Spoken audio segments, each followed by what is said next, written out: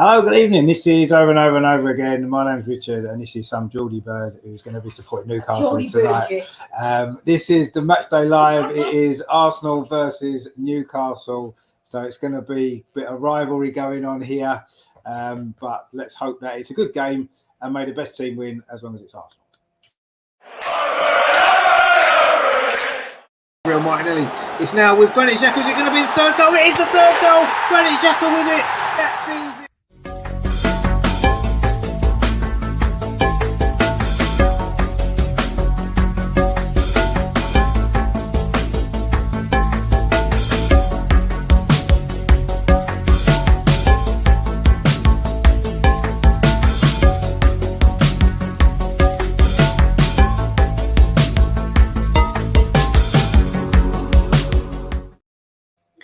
So this is the big one, the new rivalry at the top of the Premier League. Arsenal against Newcastle, the two informed teams this season, just one defeat each in the league. Newcastle was back at the end of August at Anfield. Of course, our defeat was at Old Trafford in September, and neither team have lost since then. So it is going to be a very, very interesting game tonight. Now, we've got the team news. You may well have seen it already, but just to run through it, Arsenal make no changes from the team that beat Brighton on New Year's Eve. So it's Aaron Ramsdale in goal. It's Ben White, William Saliba, Gabriel and Alexander Zinchenko as the back four.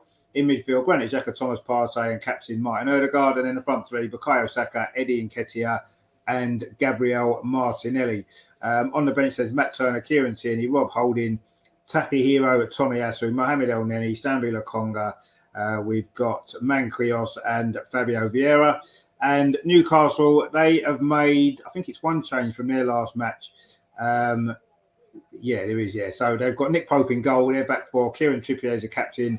Fabian Schär, Sven Botman and Dan Burn. In midfield, Sean Longstaff, Bruno Guimaraes and Arsenal's former player, Joe Willock. Good to see him back at the Emirates. And the front three is Miggy Almiron, Callum Wilson, who comes in for Chris Wood. That's their one change. And Joe Linton on the bench for Newcastle. Martin Dubravka, Jamal Lascelles, Jamal Lewis, Xavier Manquillo, Matt Ritchie, Elliot Anderson, Josh Murphy, Alan St. Maximin and Chris Wood. So that is the lineups and very few changes, as you would expect. Two teams in great form. Newcastle, of course, did end their run of 6 Premier League victories in a row with a draw on New Year's Eve against Leeds. Again, they maybe could have won.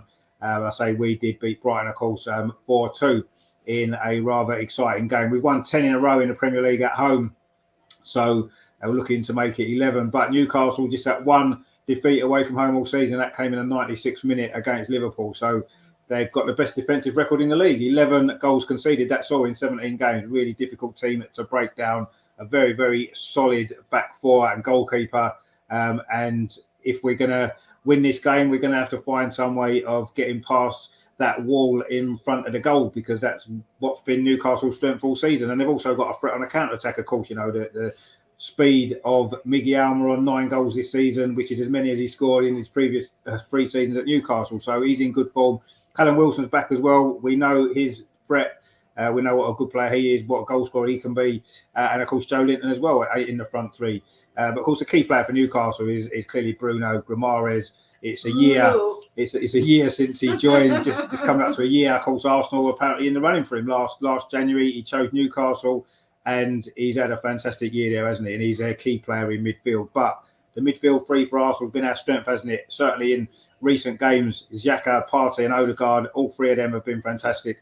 And I think if we can win that battle in midfield today, then I think we'll have a great chance of winning this game. But it certainly won't be easy against a very well organised Newcastle side. So yeah, it's a big game, this, and I think that over the next 3 or 4 seasons, this could well become the big games of the season. Arsenal against Newcastle, 2 teams that are on the up, 2 young managers, both doing really well. They've got their teams well organised, well coached, and good to watch. So this should be a good game of football. Let's hope there's a few goals, but yeah, I think this could start. This could be the start of a new rivalry in the Premier League. You know, we've had Arsenal, Manchester United all them years ago. Arsenal, Liverpool before that. We've had Manchester City and Liverpool, obviously, in more recent years. But this could be the new one. This could be the new rivalry. The 2 up and coming teams in the Premier League, and who knows? The title race could be between these 2 later on in the season. But if Arsenal win tonight, we'll be 10 points clear, 12 points clear of Newcastle. So that will be a big lead with a game in hand as well. So that's how important this is for Arsenal. Of course, a win for Newcastle will put them right back in the frame, won't it? For not only for the top 4, which I'm sure is their aim, but even for the title as the way things are going. So massive game for both clubs tonight. It is going to be really interesting to see how it works out. It's one of the first games actually this season that I've been really sort of worried about. You know, the recent games, you look at the fixtures and think, well, we should win. You've still got to play well, but going into the game, whereas tonight it's just going to be so difficult, and it's very hard to say how this game might go. It could go either way, let's be honest, because they're 2 very good teams in great form. So we will have to see. We need to give a prediction. What will be your prediction? 2-1 Newcastle. No, it can't be 2-1 to Newcastle. I mean, it could be 2-1 to Newcastle, let's be honest. But let's hope.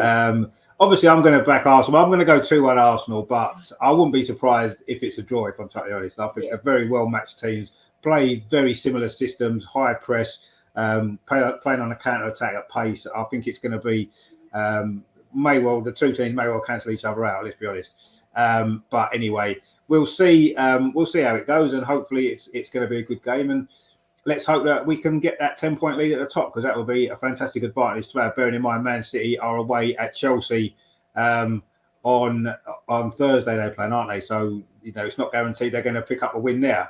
I know Chelsea haven't been that great, but that's a tough game for City. So let's see how that one goes. But we need to win our game first, and then we can worry about how the other teams do afterwards. You know, it's only when we lose we have to really be concerned about other teams dropping points. Let's just get our game won, and then we don't need to worry too much about what other teams do we? So, but it is going to be a very interesting game tonight. I think there's so little to choose between the sides, really. I think Newcastle are a little bit more solid defensively than we are. We've seen that the last couple of games. We've been a little bit shaky at times at the back, conceded 3 goals in those 2 games. And yeah, we're not keeping too many clean sheets at home. That's a little bit of a worry, because you do feel as though if Newcastle do score in this game, trying to get 2 goals against them is going to be tough because of how well organised they are. But we'll see how it goes. I think the first goal, as always, is going to be vital, isn't it, in this game? And we'll see. They're just showing the highlights now of the game from 2012, which finished 7-3 to Arsenal. 7-3. And I know last night Neil on the show was predicting 6-3 tonight. I don't think he was completely serious. But yeah, that was quite a game, wasn't it? That 7-3 back in the day. That was in December, actually, this sort of time of the year. And yeah, a very strange game, but it's a totally different Newcastle side this season. It's a totally different Arsenal side as well. Giroud's got a couple of goals in that game, didn't he? Obviously, Theo Walcott got that hat-trick, didn't he? What a great game that was, actually. But anyway, something similar tonight would be great, but I can't see it personally. I think it's going to be a very, very tight, cagey game. Not much to choose between the sides. And let's see what happens. Terry has gone 5-1 to Arsenal, he says. Well, there we go. I'm not quite sure we'll score 5 against this defence, but we might not need to. Let's hope we don't need to score 5. Let's hope we can win the game. You know, I say a 1-0 or a 2-1 will do. We don't need to. We don't need to score 5 goals, do we? Let's be honest. But let's just see what happens. But it is going to be a very, very difficult game. I think for both teams, it's a big test, isn't it? I think, you know, have the ambitions of both clubs changed since the start of the season? I think they probably have. I mean, Arsenal were looking for the top 4. That was the ambition that we had to have after last season. And of course, it was Newcastle, that defeat at St James's Park at the end of last season, that cost us the chance to be in the Champions League. So maybe there's a bit of revenge. Some of the players tonight may be feeling that tonight. They may want to go out and make up for that loss. But I don't know whether that's going to make a lot of difference. But I feel that start of the season, Arsenal top flight to be what we were aiming for. And for Newcastle, they were probably looking at just getting in Europe. And, you know, both of us have overperformed to what our expectations were for the season. There's no doubt about that. And we find ourselves, I say, you know, combine the two league defeats, combine all the league defeats from both of these two teams all season, and no one's lost less games. And Man City have lost 2, and Arsenal and Newcastle have lost 2 between them. So that just goes to show how what great seasons we both had. And let's hope that it is a good game tonight, because I think that's what we want to see. We want to see 2 of the top teams going head to head, and hopefully it's a good game, and that's what we want to see. But as long as Arsenal win, we'll be more than happy. But I don't know. I won't be happy. Well, you won't be happy, no, but never mind. They're just showing now a game at Newcastle won at Highbury, the 3-1. That was in December as well, actually. They've only won once away at Arsenal since that game, actually. That was 21 years ago. So it just goes to show what a poor record Newcastle have had against Arsenal. It's always a game where, we always look favourites to win every single time. We've won so many games against Newcastle in recent years, but this is a different Newcastle team. And it's nowhere near going to be, the previous history from the games shouldn't matter, and I'm sure it won't do, but we have got a very good record. The teams are in a tunnel now. Arsenal, of course, in the traditional home shirt, red shirts with white sleeves, white shorts, the tops that don't match, and red socks. Yeah, and a training sort of jacket that's sort of blue and not particularly nice. But anyway, I'm sure they'll sell thousands of them in the shop and make loads of money, as they've done with all the other millions of tops that they've released since December. And Newcastle look as though they're going to be in their traditional home kit as well, of black and white stripes, of course. A famous kit, black shorts and black socks. Kieran Trippier, of course, is the Newcastle captain, leading them out. Martin Odegaard for Arsenal. The teams are now coming out. It seems to be the players look quite relaxed as they're coming out of the tunnel, which is good to see. Martin Odegaard with the mascot. And the Arsenal team, so no changes from the Brighton game. Not surprisingly, really, when you look at the bench, we don't have an awful lot of options, do we? I guess Tomiyasu could come in at right back. Kieran Tierney can play left back, but other than that, you wouldn't play El Neni or Lokonga in midfield over the 3 that we've got. So the team basically picks itself, and that's why this January window is so important, because we need more depth. I don't really doubt about that. If we're going to maintain our challenge, not only for the title, but even for the top 4. There's so many games left to play, and I don't feel the squad's got the depth. The first 11, as we've seen, is brilliant. There's no doubt about that. And we've got 1 or 2 on the bench. Vieira's got some promise, I think, Fabio Vieira. And Manquillos, a bit more time can probably be good. But, we are lacking a bit of quality on the bench. And I think maybe Newcastle feel the same. I mean, I said Billy on the channel yesterday, and he was sort of saying the same kind of thing, really, that he didn't feel as though their squad depth is that great. You look at some of the players on their bench, Josh Murphy, Alan St. Maximan obviously stands out. Yeah, he's a player who can change a game coming off the bench, which we maybe don't have. So Newcastle have got that in hand, which, is something that we don't really have. But I think both teams will be active in January, and I'm sure we'll see a few new signings coming in for both clubs over the next few weeks. And I think it's important, certainly from Arsenal's perspective, that we do. If we do what we did last January and not buy anyone, then I fear that the season could end up, falling apart for us. So let's see what happens. But this game's a big game, and let's get it out of the way, and let's see how it goes. But it's a very, very good Newcastle side, and Eddie Howe has done an amazing job. And I must admit, when he took over at Newcastle, I didn't think he was going to be the right man to be able to take them forward.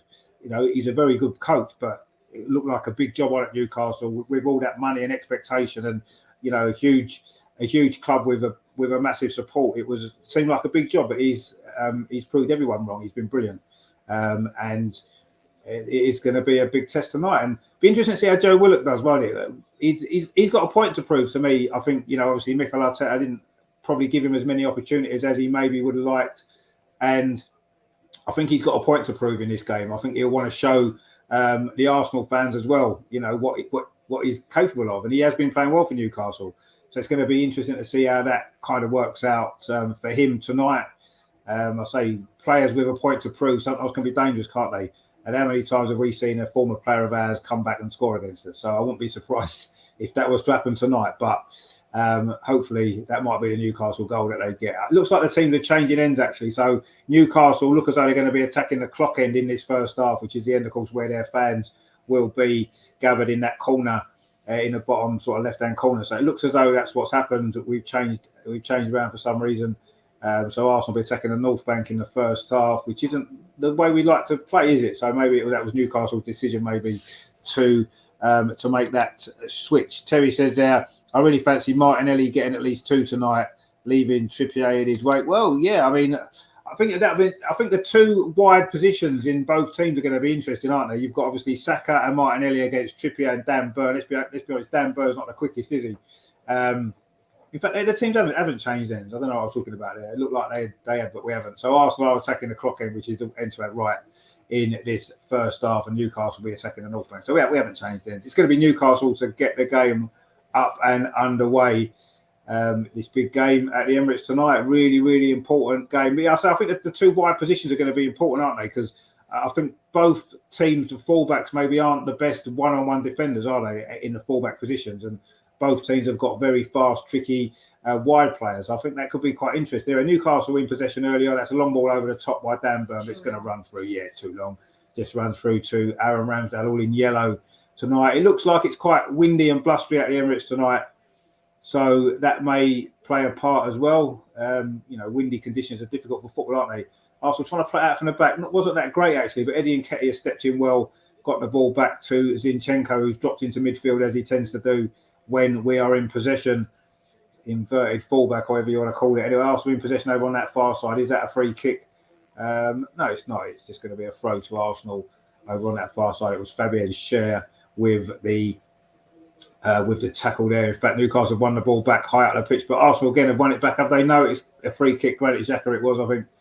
Give that away. It was Granit Xhaka. Referee, by the way, is Andy Madley, who's a little bit more experienced than some of the referees in the Premier League, but we know what they're all like, so it doesn't really matter who the referee is. But it is Andy Madley anyway, and he's just given this free kick to Newcastle. Midway inside the Arsenal half, sort of over on that far side, Newcastle's right. Could be an interesting game, an interesting situation. Sorry. Russ is in the chat. He says, hello, Richard and chat. How you doing, mate? Hope you're well. He says, a friendly rivalry in your gaff then. Well, yeah, it is a bit of a friendly rivalry, yeah. Newcastle free kick into the penalty, headed out by Gabriel. Good defensive header that was, actually. A decent ball into the box by Kieran Trippier, I think it was. But it was well defended by Gabriel. And in fact, there was an offside flag up anyway. So it was nothing. It wouldn't have counted if it had been a shot at goal. But first real dangerous moment that there's been in this game, that free kick from Newcastle was a decent ball towards the edge of the penalty area, but it was a very good defensive header. But it is a free kick to Arsenal just inside the penalty area. Aaron Ramsdale's going to take it for Arsenal. Looks like he's going to go long this time. He's waving all his team up the pitch. We've played just over 2 minutes. Nothing really's happened so far. Arsenal haven't actually got in the Newcastle half yet. We might do now over on that far side with Zinchenko, plays it forward to Martinelli. His first touch, actually. He manages to get the ball through to Granit Xhaka, plays it back to Zinchenko. First bit of possession for Arsenal. We did start slowly, didn't we, in our last home game against West Ham. It was 1-0 down at half-time. And we need to start quicker tonight. And now we've got an opportunity on that far side. Gabriel Martinelli inside the penalty area. Cuts inside, tries a shot, it's deflected, almost comes to Saka. It's going to fall to Ben White. Oh, he couldn't quite get his shot away. It was a tackle there. I think it was Joe Willock, actually. Or was it? No, it was Bruno Guimaraes. But Arsenal have picked up the ball again. Newcastle can't really get it clear. It's come to Ødegaard. Volley over the bar. It was a bit of pinball there inside the penalty area. Newcastle couldn't get the ball clear. And in the end, it did fall to Martin Ødegaard, whose first time shot of his left foot went over the bar. Joint top scorer for Arsenal with 7 goals this season. It was Ben White, actually. Looked as though he was going to be in there. But it was Bruno Guimaraes came across and got the block in. And then Martinelli did well again over on that far side. Again, Newcastle had 2 or 3 chances to get it away. They didn't, actually. It wasn't great defending. And the ball fell to Martin Ødegaard. He's hit it on the volley, but it's gone high over the top and into the clock end. The fans in the clock end behind that goal. I know what he's and talking it about. remains 0-0. Paul would have had that, anyway. Yeah, I think so, yeah. It looked as though it was a reasonably comfortable save. Actually, we'll put the score up on the screen for you. There we go. Forgot about that. Russ says, one of you will be on the sofa tonight. It'll probably be me then if that's the case, because Arsenal are going to win. So but we'll see. Anyway, we've played nearly 4 minutes and not really, the game's not got any flow or pattern to it yet. Both teams maybe just trying to kind of suss each other out a little bit. But Arsenal coming forward again over on that far side. Granit Xhaka finds Martinelli, tries to go past Kieran Trippier, but he does well, the England fullback.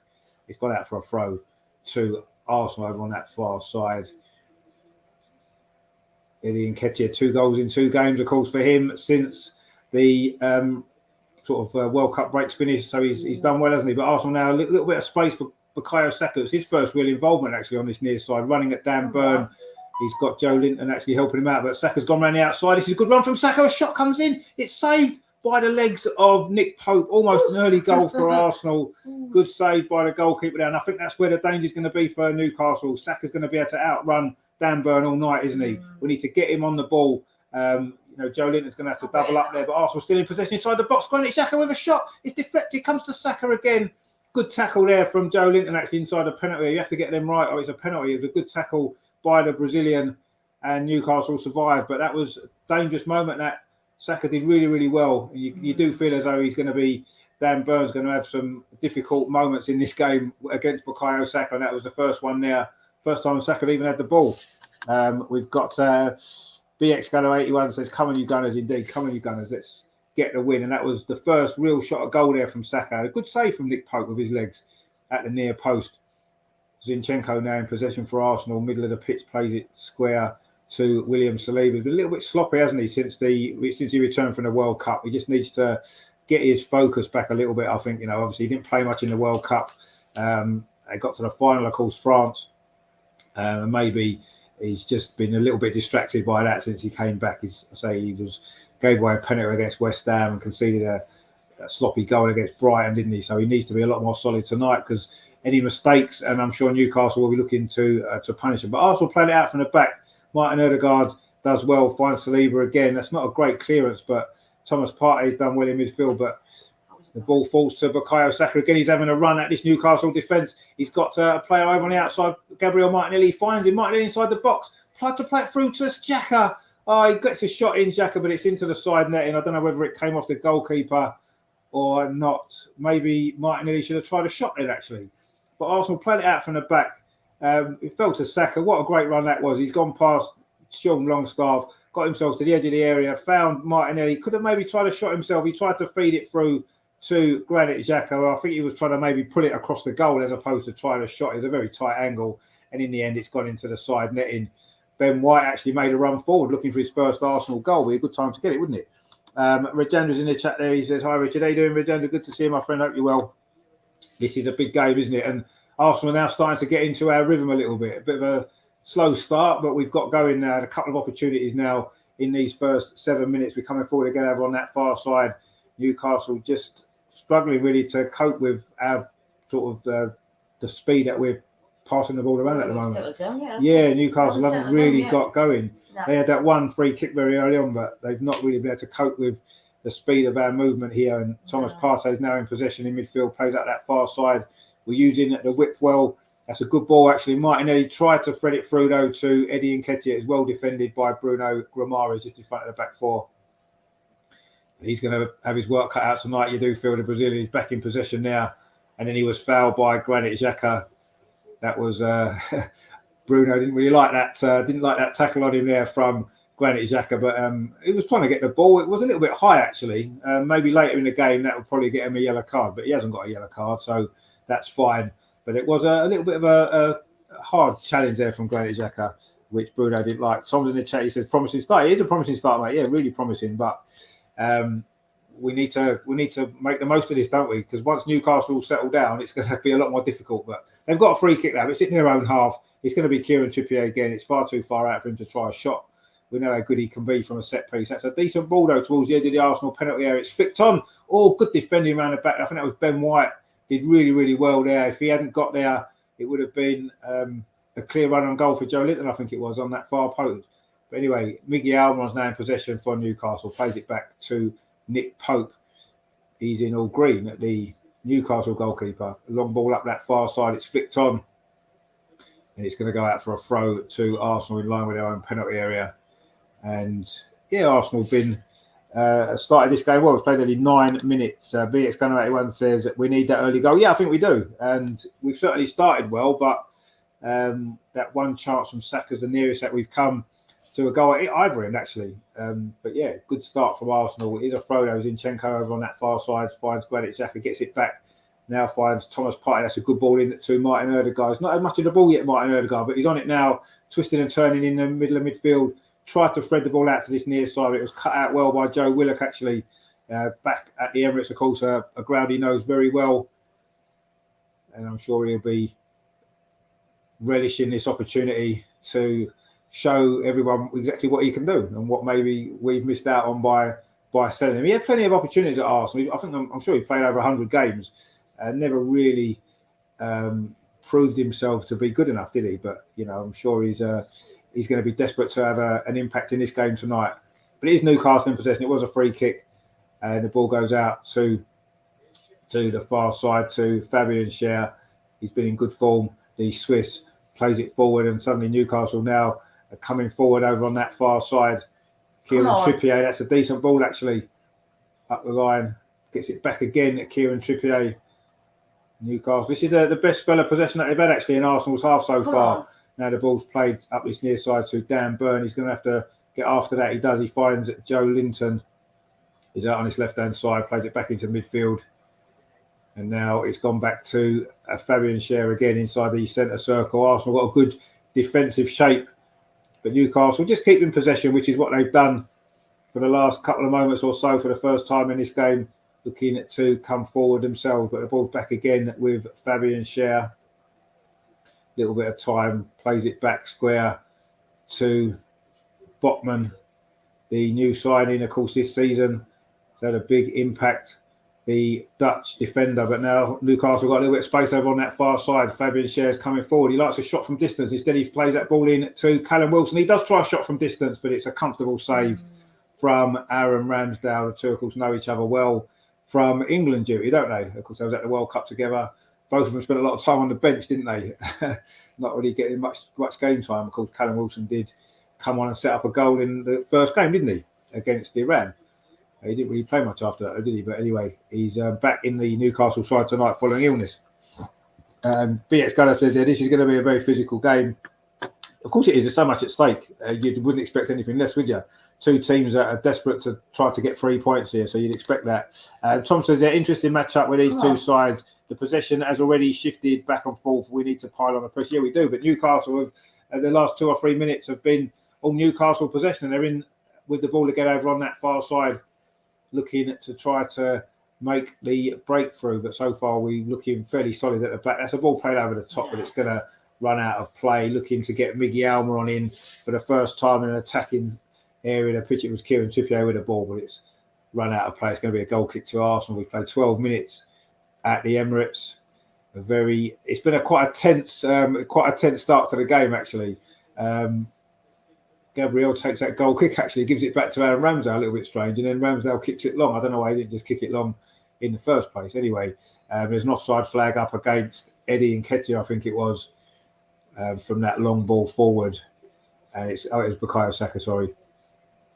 And it's going to be a free kick to Newcastle on this near side, which Dan Burn is going to take. Newcastle currently got the longest unbeaten run in the Premier League, 12 games, which is 2 more than Arsenal. Of course, their defeat was back in August. Newcastle's only league defeat, long time ago.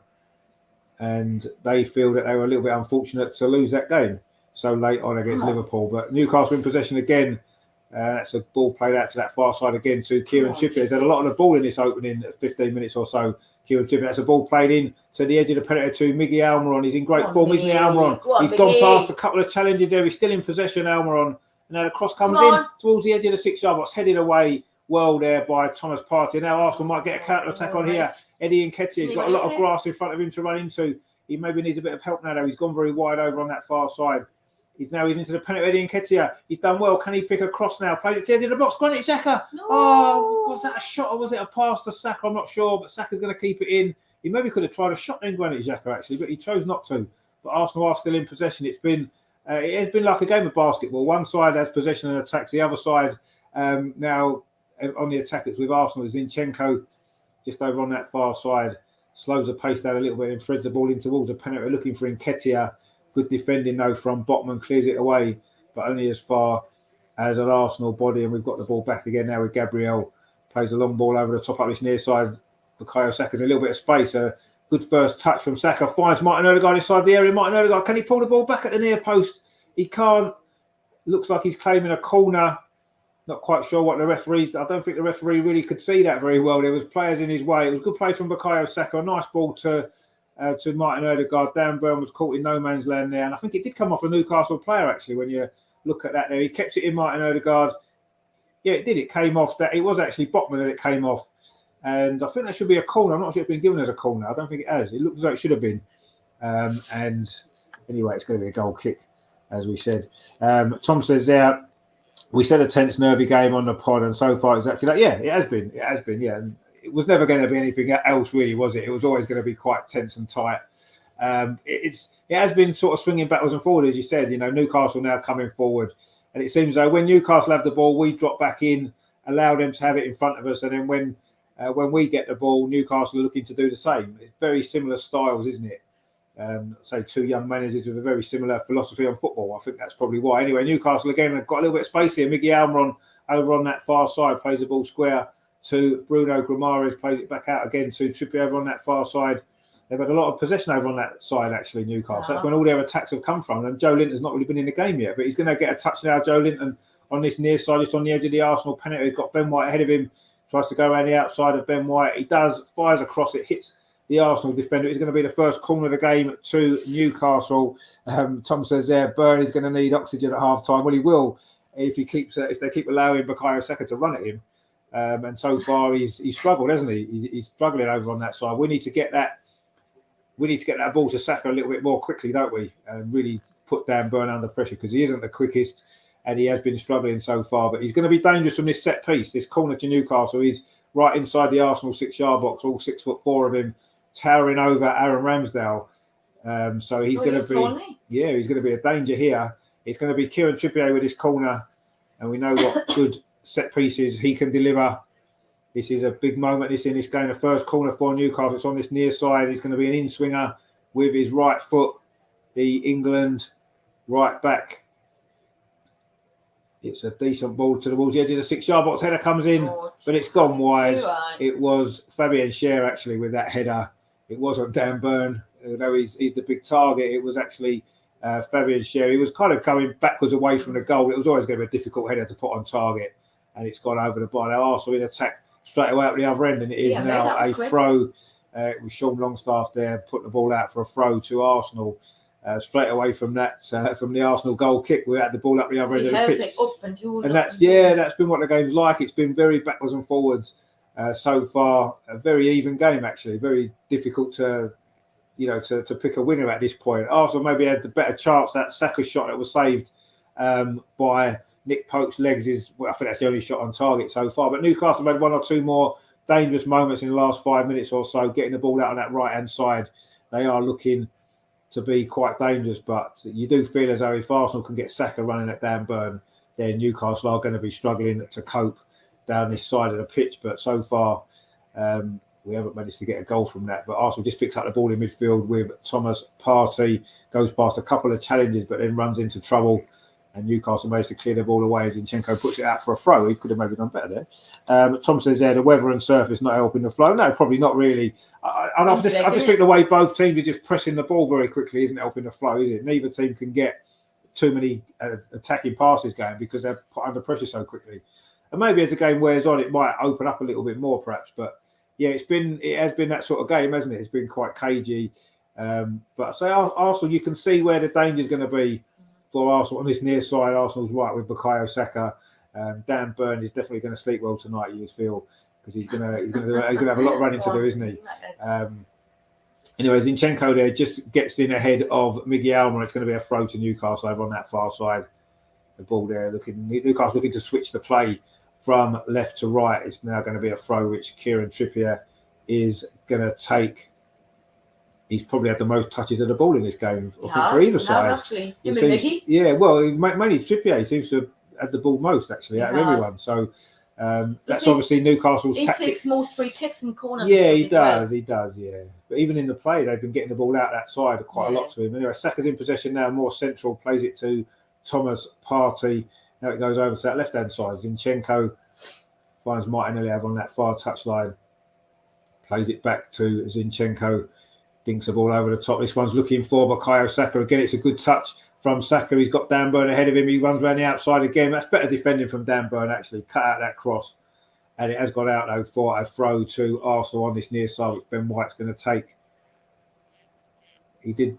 little bit better there, Dan Burn. He sort of stood off him a little bit and anticipated the cross and blocked it. But it is a throw to Arsenal, though, right? Just in from the corner flag. Ben White finds Saka, gets it back to Ben White. A cross comes in towards the edge of the 6-yard box, headed away by Botman. But Newcastle don't really clear it, and that header from Zinchenko is going to run through Pope. And it is still Arsenal 0, Newcastle 0. We've played 19 and a half minutes. Very cagey football. Neither side really getting on top so far. Both teams have had one or two little moments, but Arsenal maybe have had slightly more possession, but only that one chance so far. And there's been a goal at Goodison Park, Everton 0, Brighton 1. Mitoma, who scored that great goal against us, of course, at the weekend. He's got a goal for Brighton tonight. They are leading against Everton, and Fulham are 1-0 up at Leicester as well. Mitrovic, with that goal, he's having a good season, isn't he? In fact, Fulham are having a good season. Really, really well. So, and they're winning again at Leicester. So that's a couple of away goals there, but there's no away goal in this game so far. In fact, there's an injury there. Joe Linton's down. It was just a challenge on him just a moment ago. I'm not sure who it was that put the challenge in, but Joe Linton's gone down. I think he may require some treatment. It was Ben White actually. His back of his head, it looked like. As Ben White headed the ball, he's headed him in the back of the head. Accidental, but it's going to hurt, and he's going to need some treatment. And Ben White is now coming over to get a drink along with a few of the other Arsenal players. This is what Arteta likes to do. He's doing some coaching again. He's non-stop, isn't he? He doesn't stop. I'm sure he does that when he's asleep as well. BX81 says, Mitoma, what a player he is. He's a brilliant little player, isn't he? He was fantastic against us at the weekend. And he scored against us in the Carabao Cup as well. And yeah, he's a very good little player, actually. Someone that maybe we could look at as a potential signing. I would certainly like to see him at Arsenal. It seems to fit our style because he's a small player. We like those small attackers, don't we? He cuts in. He's sort of an inverted winger, isn't he? Which Arteta likes. It'd be a good option for us, wouldn't he? Maybe in the squad, certainly. But I'm not sure if he's only just recently gone to Brighton, hasn't he?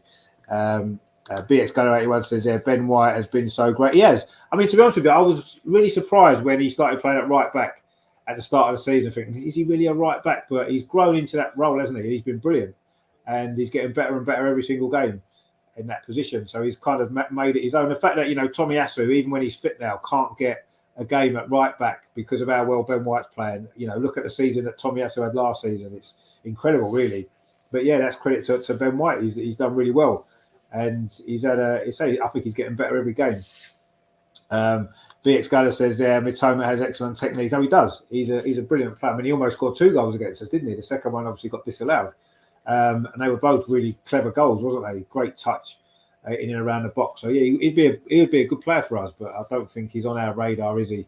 We look as though we're elsewhere that we're going for players. Anyway, that's a goal kick there from Nick Pope. It's going to come all the way through, is it? No, the referee's given a free kick. Callum Wilson thought he was in there just for a moment, but the referee Andy Madley has blown for a free kick to Arsenal. I'm not sure if it was an offside or what that was actually. Anyway, Newcastle didn't seem very happy about it, but it's tough luck, really. It is a free kick to Arsenal, which we've taken. Tough bloody luck. Wouldn't be saying that if it was the other way around, would you? No. No, you wouldn't. No, I wouldn't.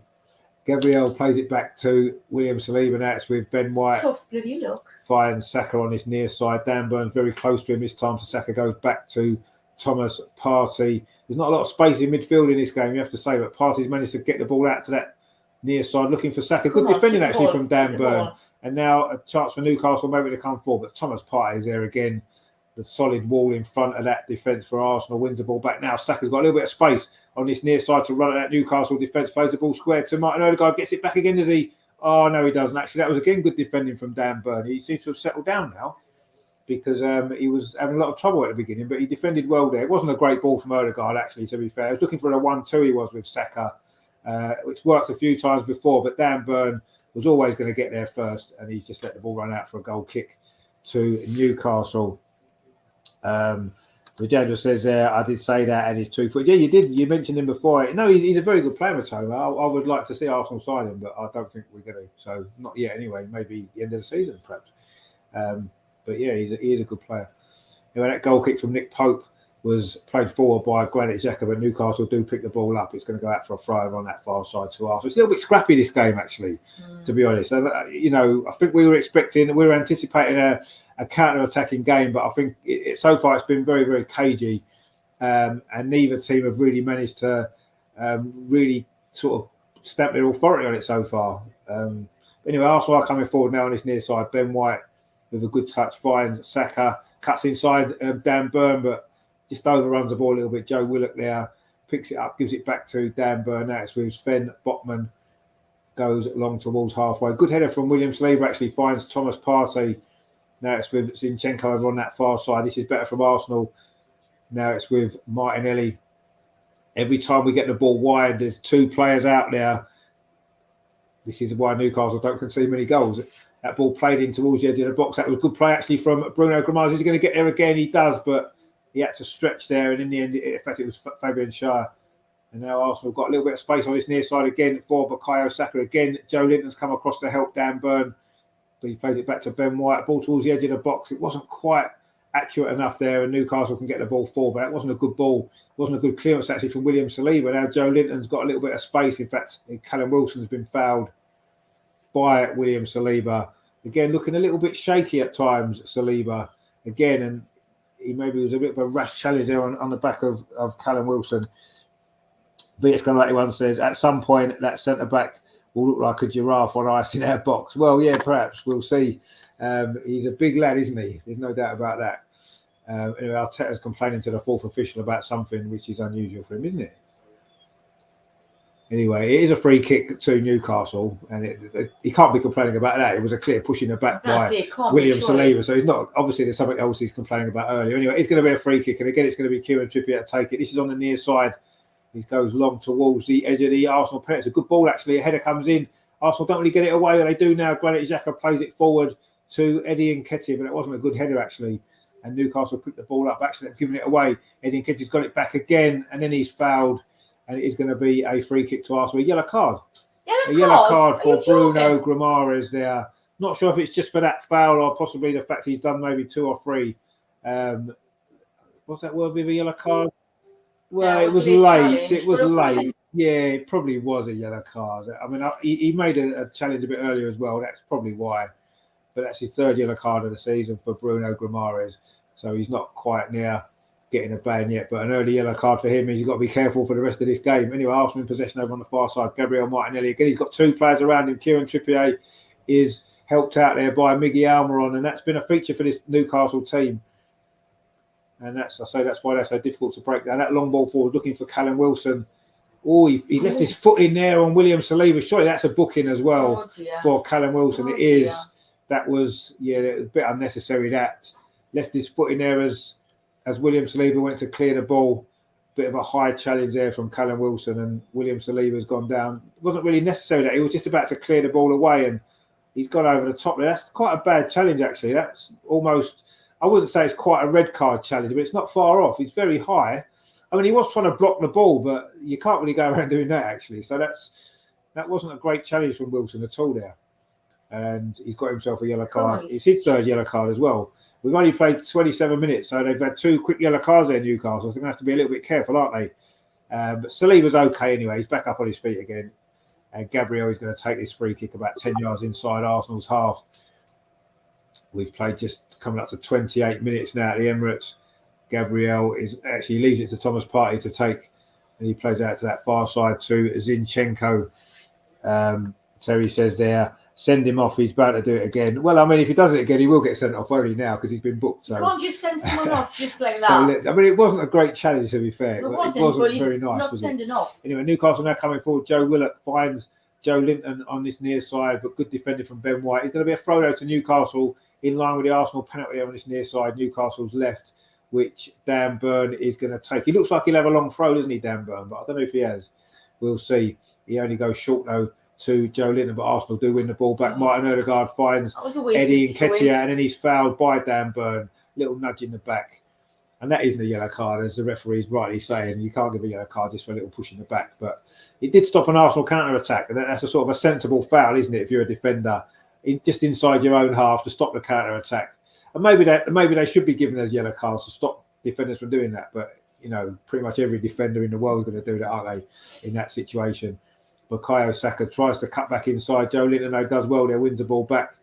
And Newcastle now trying to play it out from the back. Instead, Botman goes back to goalkeeper Nick Pope. Made that one save very early on from Bukayo Saka. Other than that, there's been very, very few chances in this first half. It's been a very tight, cagey game.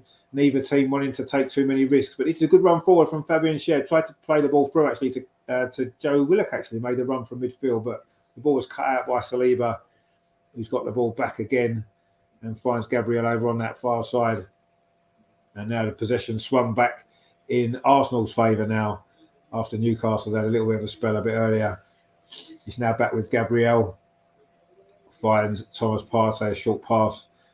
Just slowing the game down Arsenal a little bit now as we come up towards the half an hour mark in North London. It is Arsenal 0, Newcastle 0. A very, very tight, cagey game.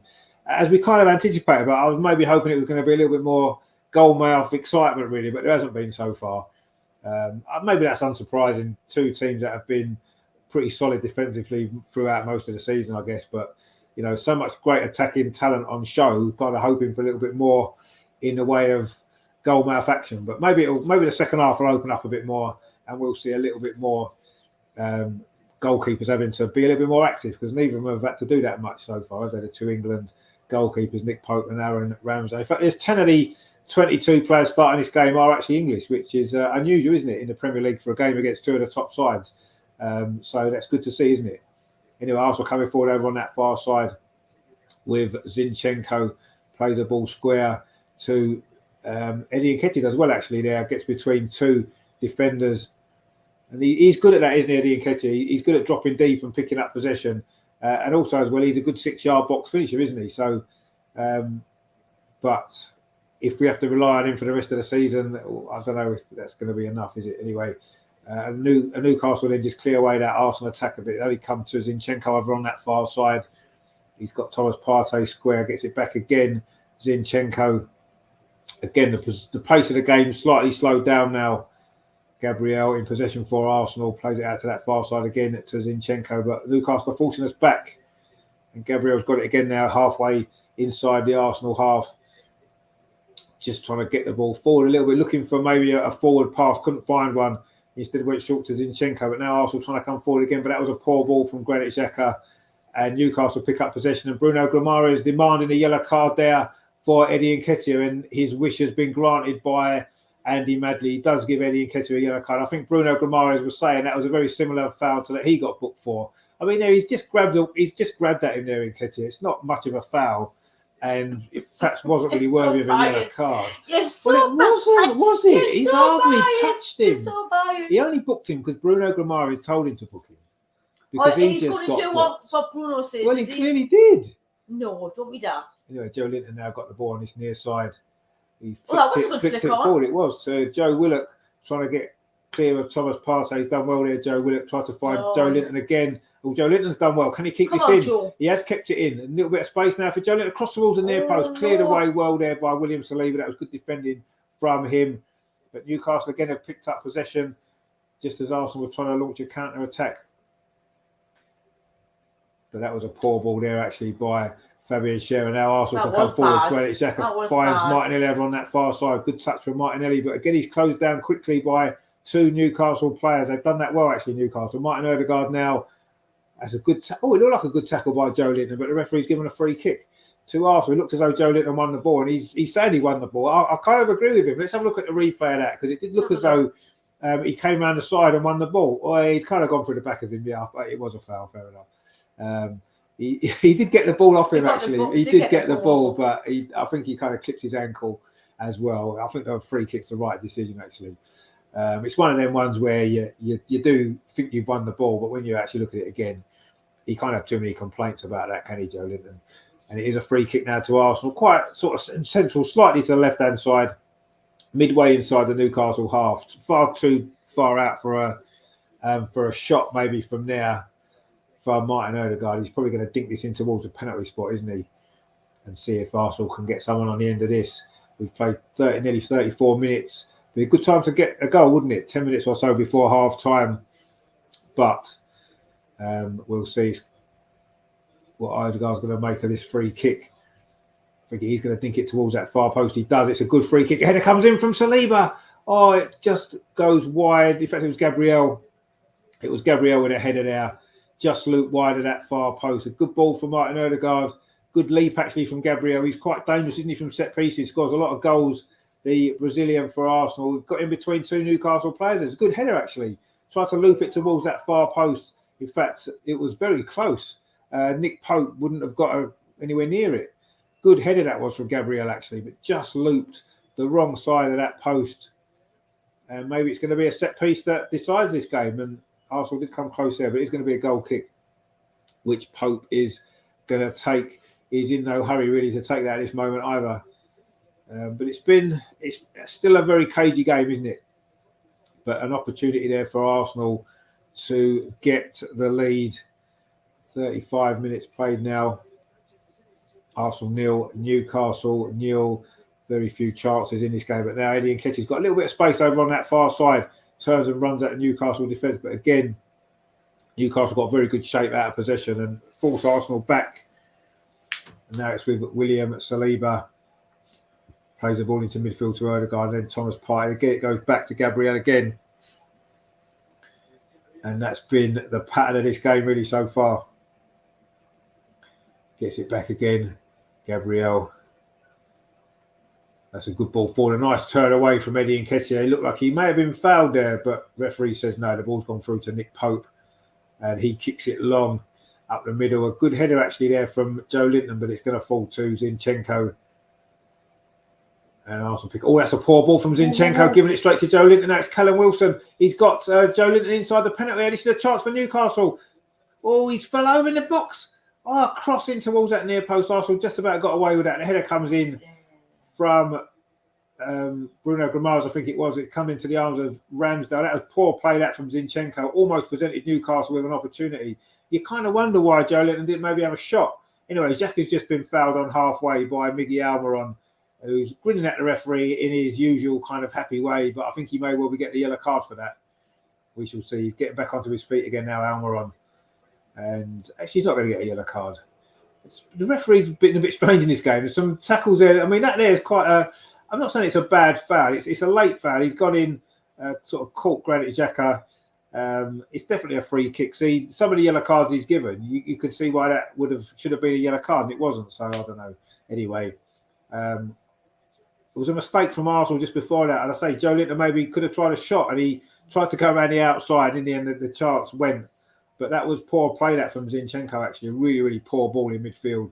Gifted the ball to Joe Linton, who exchanged passes with Callum Wilson. But I say, end up going too wide, and we managed to deal with it. This is a ball there to Bukayo Saka on his near side. Can he keep it in? He does. Hooks across towards that near post. Good play from Eddie Nketiah. But again, good defending from Newcastle. Got 3 players around him now, but he finds Saka. Martin Odegaard lets it run to Thomas Partey. He's going to try a shot. Blocked by Joe Willock, actually, it was. That was the first time Saka's been involved for a while, actually. And he did well to keep that ball in. And good play from Eddie Nketiah. But Newcastle, again, defended well. But it's with Gabriel over on that far side. Finds Thomas Partey. His shot charged down by Joe Willock. He's got a couple of goals from that sort of distance this season, hasn't he? One against Tottenham, of course, and one against Nottingham Forest as well. And he saw the goal again, maybe trying to see if he could get another one. But that was charged down by Joe Willock. And that's a long ball there from Ramsdale up his near side. Dan Bell was always going to win that header. And it's gone out for a throw to Arsenal, which the ball there, the Newcastle assistant rolled the ball away from Ben White, who was going to take it, and he's now getting spoken to by the 4th official. Martin Odegaard saying that's the second time he's done that. Anyway, Eddie Nketiah now in possession on his near side for Arsenal. Plays the ball square to Bukayo Saka. Suddenly a little bit of space. A dink ball towards the edge of the 6-yard box. Headed more up and out, actually, by Fabian Schär. Arsenal still in possession now. Thomas Partey plays out to that far side to Zinchenko. Finds Martinelli. He's not really been involved in much in this first half, Gabriel Martinelli. But he's on the ball now. Gets it back to Zinchenko. Now it's with Thomas Partey again. Back with Zinchenko in towards Granit Xhaka. But it wasn't a great pass, actually. And Kieran Trippier was in there to cut that out. And now Newcastle looking to come forward themselves over on that far side. Good play actually there from Callum Wilson, but It was Gabriel actually won the tackle. It's got a little bit. Dear It's got a little bit feisty there. A few tackles flying in, and now Newcastle in possession. Martin Odegaard's given away a free kick, and he'll be lucky not to get a yellow card as well. Newcastle complaining about that. Bruno Grimaldi wants everybody booked since he's got booked, and he definitely wants Martin Odegaard booked. So I wouldn't be surprised if he does get booked actually, because it did look like a silly tackle inside the centre circle from Martin Odegaard, and the referee has got a yellow card in his hands, and I think the Arsenal captain's going to get a yellow card. There's been 5 or 6 yellow cards in this first half actually. Jesus. It's got a bit feisty there. There was a few tackles flying in the midfield, and in the end it was Martin Odegaard's one that the referee didn't like, and he's got a yellow card. He can't have too many complaints actually about that one. It was a foul on Grimaldi. He grabbed him first of all, pulled him back, and then when Bruno ran away with the ball, he then went through the back of him, and he'll complain he got something on the ball, but it was clearly a foul. And it's a yellow card for Martin Odegaard. That's his 3rd yellow card of the season as well. And Kieran Trippier is just speaking to the referee there. But yeah, it's got a little bit feisty there in midfield there. A few tackles flying in. And it is a free kick. They need to calm themselves down, they do a little bit, 5 minutes till half time. It's a free kick on halfway. Calm yourselves down. Kieran Trippier is going to take this. It's a long ball towards the edge of the Arsenal penalty area. There's a few people going down inside the box there. Dan Burn complaining he was fouled. In fact, it's given us a foul against Dan Burn. And there was a Newcastle player down in the penalty area as well, actually holding their head. Not quite sure who that is, actually. It might be... is it Sean Longstaff? I'm not sure. Anyway, Granit Xhaka is now getting involved with the referee. Callum Wilson as well is pointing out that there is a Newcastle player down in the box. Not quite sure what happened there. It was a long ball played forward. Dan Burn... I can understand Dan Burn's sort of issue there. He looked as though he was being pushed by Gabriel, although he did kind of have older Gabriel. In fact, no, you can see he clearly got older Gabriel. That was the right decision by the referee. No, he was pushed by 2 of them actually. No, he wasn't. He was pushed by 2 of them. He had hold of Gabriel the whole way through. Oh, bollocks. He did. Rubbish. He's not. There's 2 of them. 2 of them on him. He had hold of Gabriel. He was pulling Gabriel down. But no, because it wasn't a penalty. It was the other way round. The referee was right, actually. He's not got much right, the referee, but he definitely got that right. Terry says this ref has lost the plot. Well, he seems to like his yellow cards. There was a foul there that actually was. I don't know who that was. It was Granit Xhaka. So Granit Xhaka's going to get a yellow card. He's just getting... Anyone on this game I think it's just who's going to get the most yellow cards. This is ridiculous. That was a foul on Kieran Trippier, I think it was.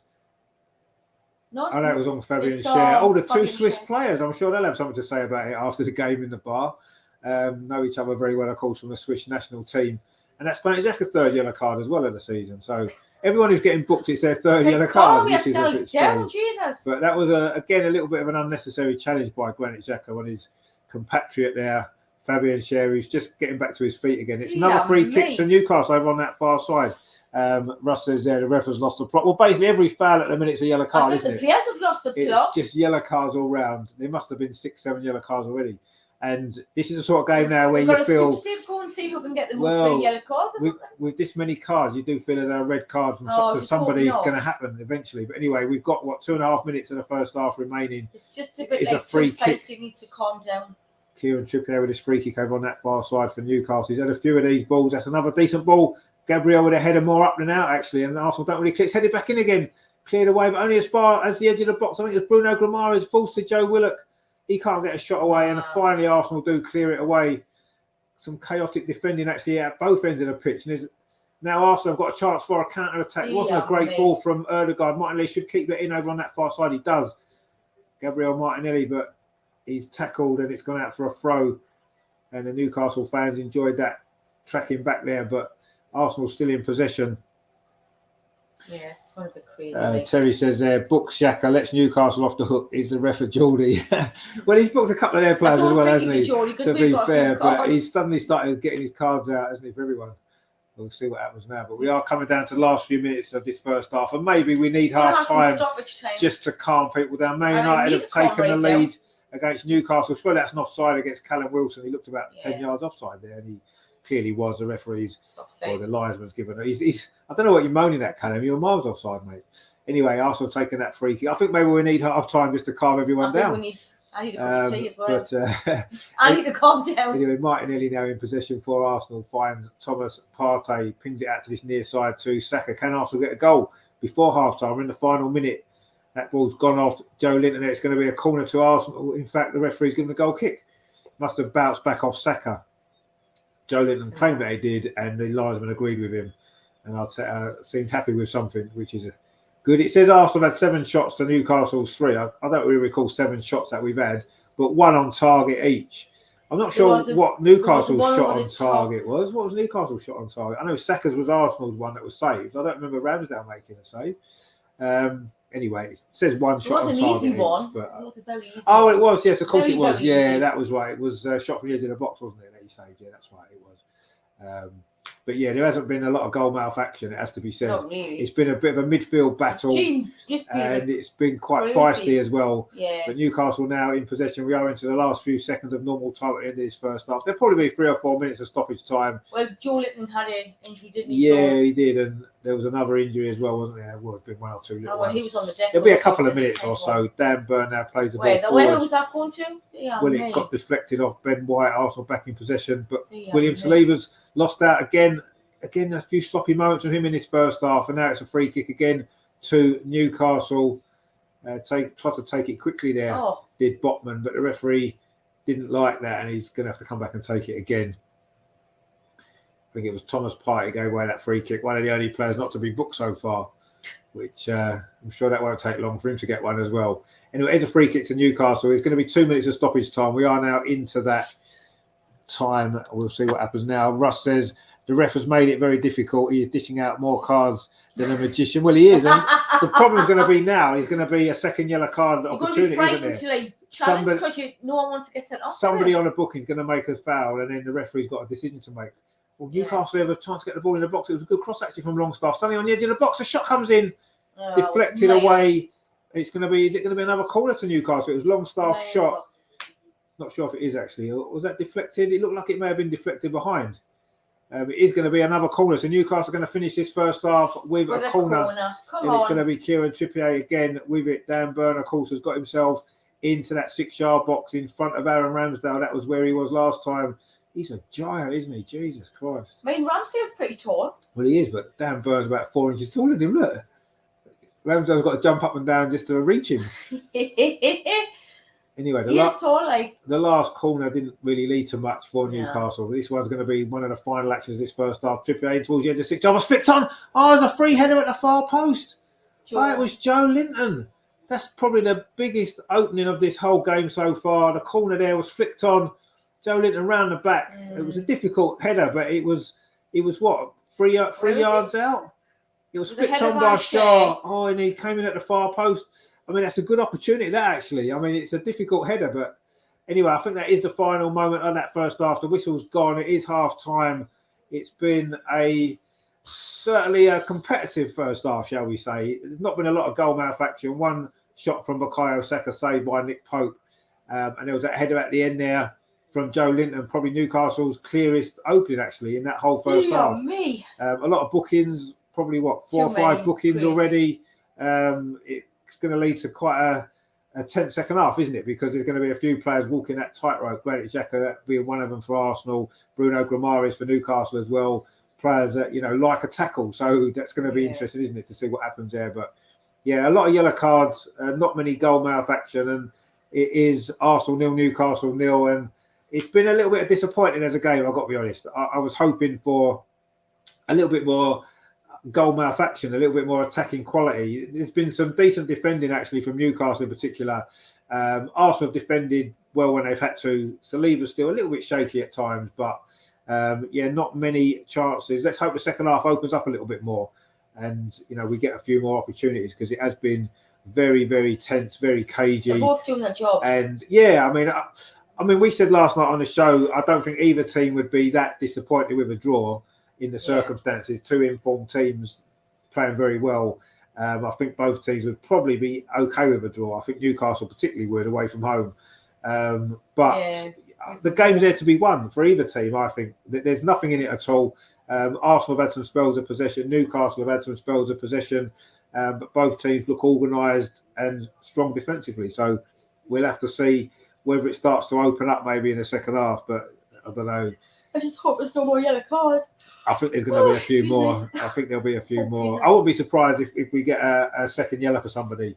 Let's just hope it isn't Granit Xhaka or any of the Arsenal players, because that would make it even more difficult, wouldn't it? But yeah, I can certainly see that happening in the second half, the way things are going.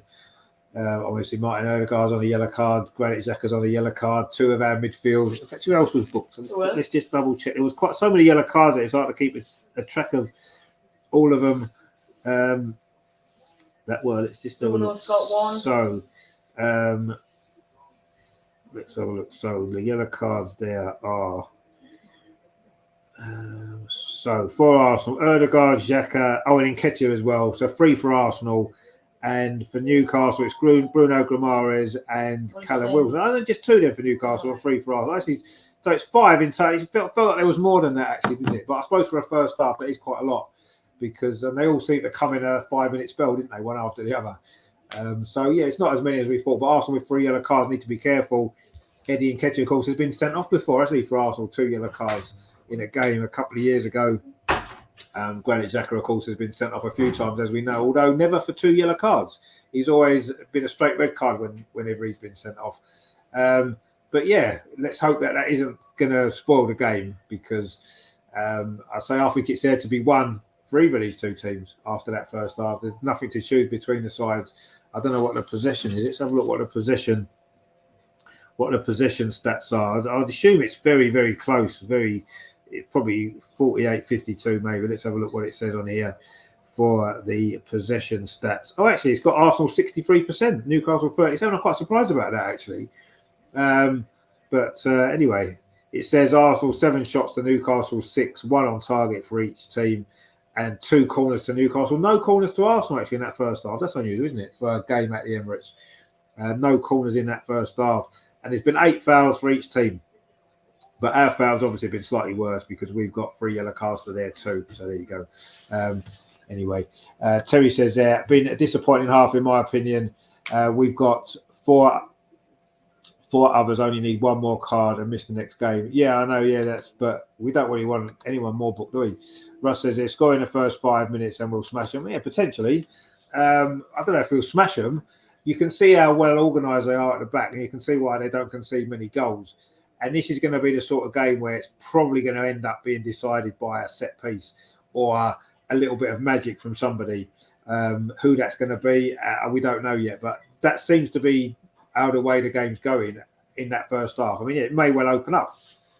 Rajendra says Nketiah, you think Nketiah is going to be the man to score? Well, I mean, he hasn't really had, no one's really had any opportunities, have they, so far? Okay. So we'll have to see what happens. But yeah, let's hope for a little bit more attacking threat from both teams in the second half would be better, wouldn't it? Because it's been a very, very cagey game of football, actually.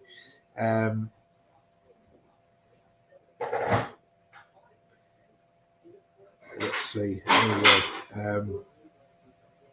So half-time 0-0, and yeah, probably about right really for the way the game's gone, isn't it? But let's see what the second half brings. We're hoping for a little bit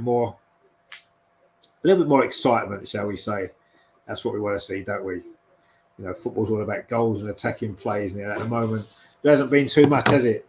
Rajendra says the referee is in Bruno's pocket. Well, he booked him though, didn't he? So I wouldn't exactly say he's been in his pocket completely, but yeah, he obviously booked. Was it Eddie Nketiah when he sort of told him to? But yeah, they're just showing 1 or 2 little moments here, but there wasn't really much in terms of goal malfunction to show, was there? A very, very flat attacking performance from both teams, really. But defence is on top. It's been a midfield battle, hasn't it? Let's be honest. And that probably explains all the yellow cards as well. It's that sort of game, isn't it? It's not the game for the purist, is it? Let's be honest. But let's hope the second half opens up a little bit and we get a bit more excitement and a bit more to enjoy in terms of goal mouth action, because yeah, that first half wasn't the best, was it? There's not been many goals elsewhere in the Premier League either. Just this is the only game without a goal. It's just been 1 goal in each of the others. Brighton are winning 1-0. As we said, that goal from Mitoma, and that's against Everton, wasn't it? Man United are winning 1-0 as well. That was a goal from Casemiro for them. Let's get we'll get the scores. So you got Brighton winning 1-0 at Everton with Toma, Leicester losing 1-0 at home to Everton to Fulham, Mitrovic, and Manchester United beating Bournemouth. That game's only in the 36th minute. It must have kicked off 8:15 then. And that was Casemiro with that goal for Manchester United. So that's pretty much the scores there. So only 3 goals in the 4 games, and this is the only game without a goal so far. We just heard that Joe Linton headed there right at the end of that first half. That's probably the best chance Newcastle have had, actually, if you're honest. That header there, he put wide at the far post. And and that's pretty much that, really. Not a lot of goal mouth action to talk about, actually, in that first half, was there, really, unfortunately. But games tend to open up a bit more, don't they, in the second half? So hopefully that's what we'll find. You've kept Bruno a little bit quiet, mate. Yeah, I mean, it's quiet in an attacking sense. It's been the game's been very compact in midfield, hasn't it? And obviously Bruno's had a lot of the ball in midfield, but that's been the game. There's been not much else happening. It's just a midfield battle, and very, very few chances. But let's see what happens. Arteta quite excitable on the touchline as normal, and Eddie Howe's trying to calm everybody down. I think half time, we probably needed half time, actually, because it was getting a little bit silly, wasn't it?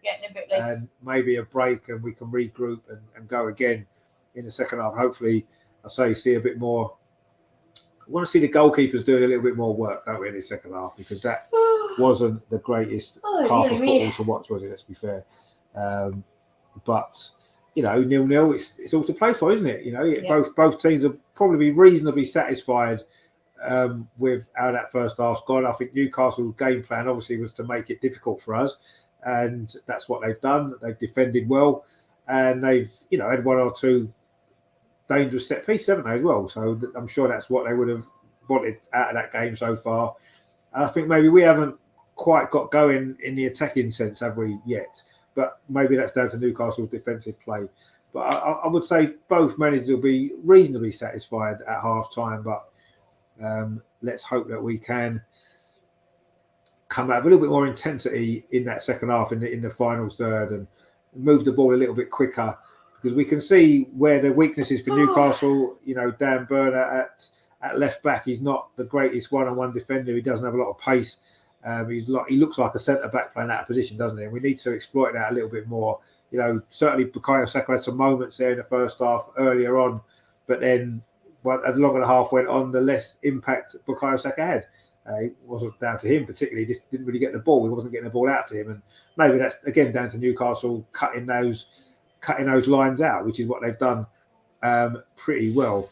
Terry says there, at what time do you think Arteta will bring on Holding? Well, I think if we're winning 1-0 with 5 minutes to go, or maybe 4 minutes to go, he'll bring him on then. That's what I think. I think he's going to bring him on at all. Well, if we're winning 1-0 with a few minutes to go, he will. He tends to do that. That's normally Rob Holding time, isn't it? In those circumstances, but who does he normally replace? Well, it depends. The other day he came on. Who did he come on for the other day? I can't remember now. I think it was Martin Odegaard he came on for the other day, just to shore it up at the end when we're winning. If we're winning with a few minutes to go, that's what he'll definitely do. Game time. Yeah, well, just to stick another defender on to make it harder for the other team. That's what he'll do. He does it all the time if we're winning.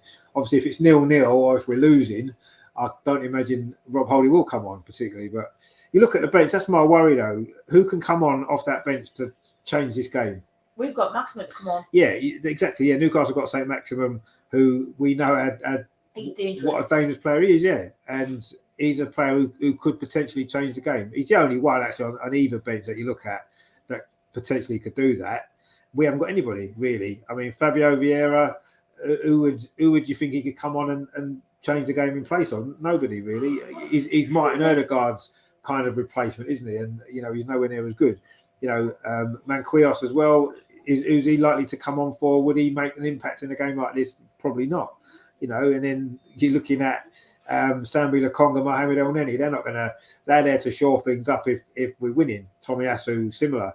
Rob Holding, as we mentioned, Kieran Tierney. I mean, they're the sort of players that if we're winning the game, you bring them on to waste a bit of time or to shore up your defence. We've got nobody in the attacking third. And this is why this January window, we've got to buy some players because, when you're up against the better teams, you need to have some options on the bench to come on and change the game, and we don't.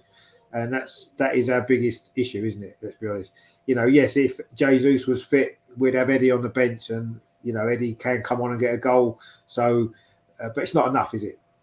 It's not enough, and I think we need 3 players in January for the squad, without a doubt. So we've got some quality on the bench to bring on players that can make a difference and change a game when you need a goal or you need something special. And that bench tonight, and it has done most of the season, doesn't fill me with any great confidence that anybody's going to be able to come on and do that job for us. And I know Newcastle fans do feel the same about their bench, but at least they have got St Maximan who can come on and do something. But yeah, that's definitely what Arsenal needs to look at over the next couple of weeks, isn't it, in this window? And let's hope that Edu and Arteta and Vinay and all the others that deal with the transfers have got something sorted out, got things ready, because it's not enough, is it? It's not enough. It'll be enough for us to maybe to win a lot of games, as we have done, 14 wins out of 16 games. But when it comes to the very good size, side like Newcastle, Manchester City, teams like that, have we got enough to consistently get the points that we'll need for the rest of the season with this squad, with that bench? I'm not sure, but we'll see. Maybe having said that, maybe Tommy Asu will come off the bench and score a winner.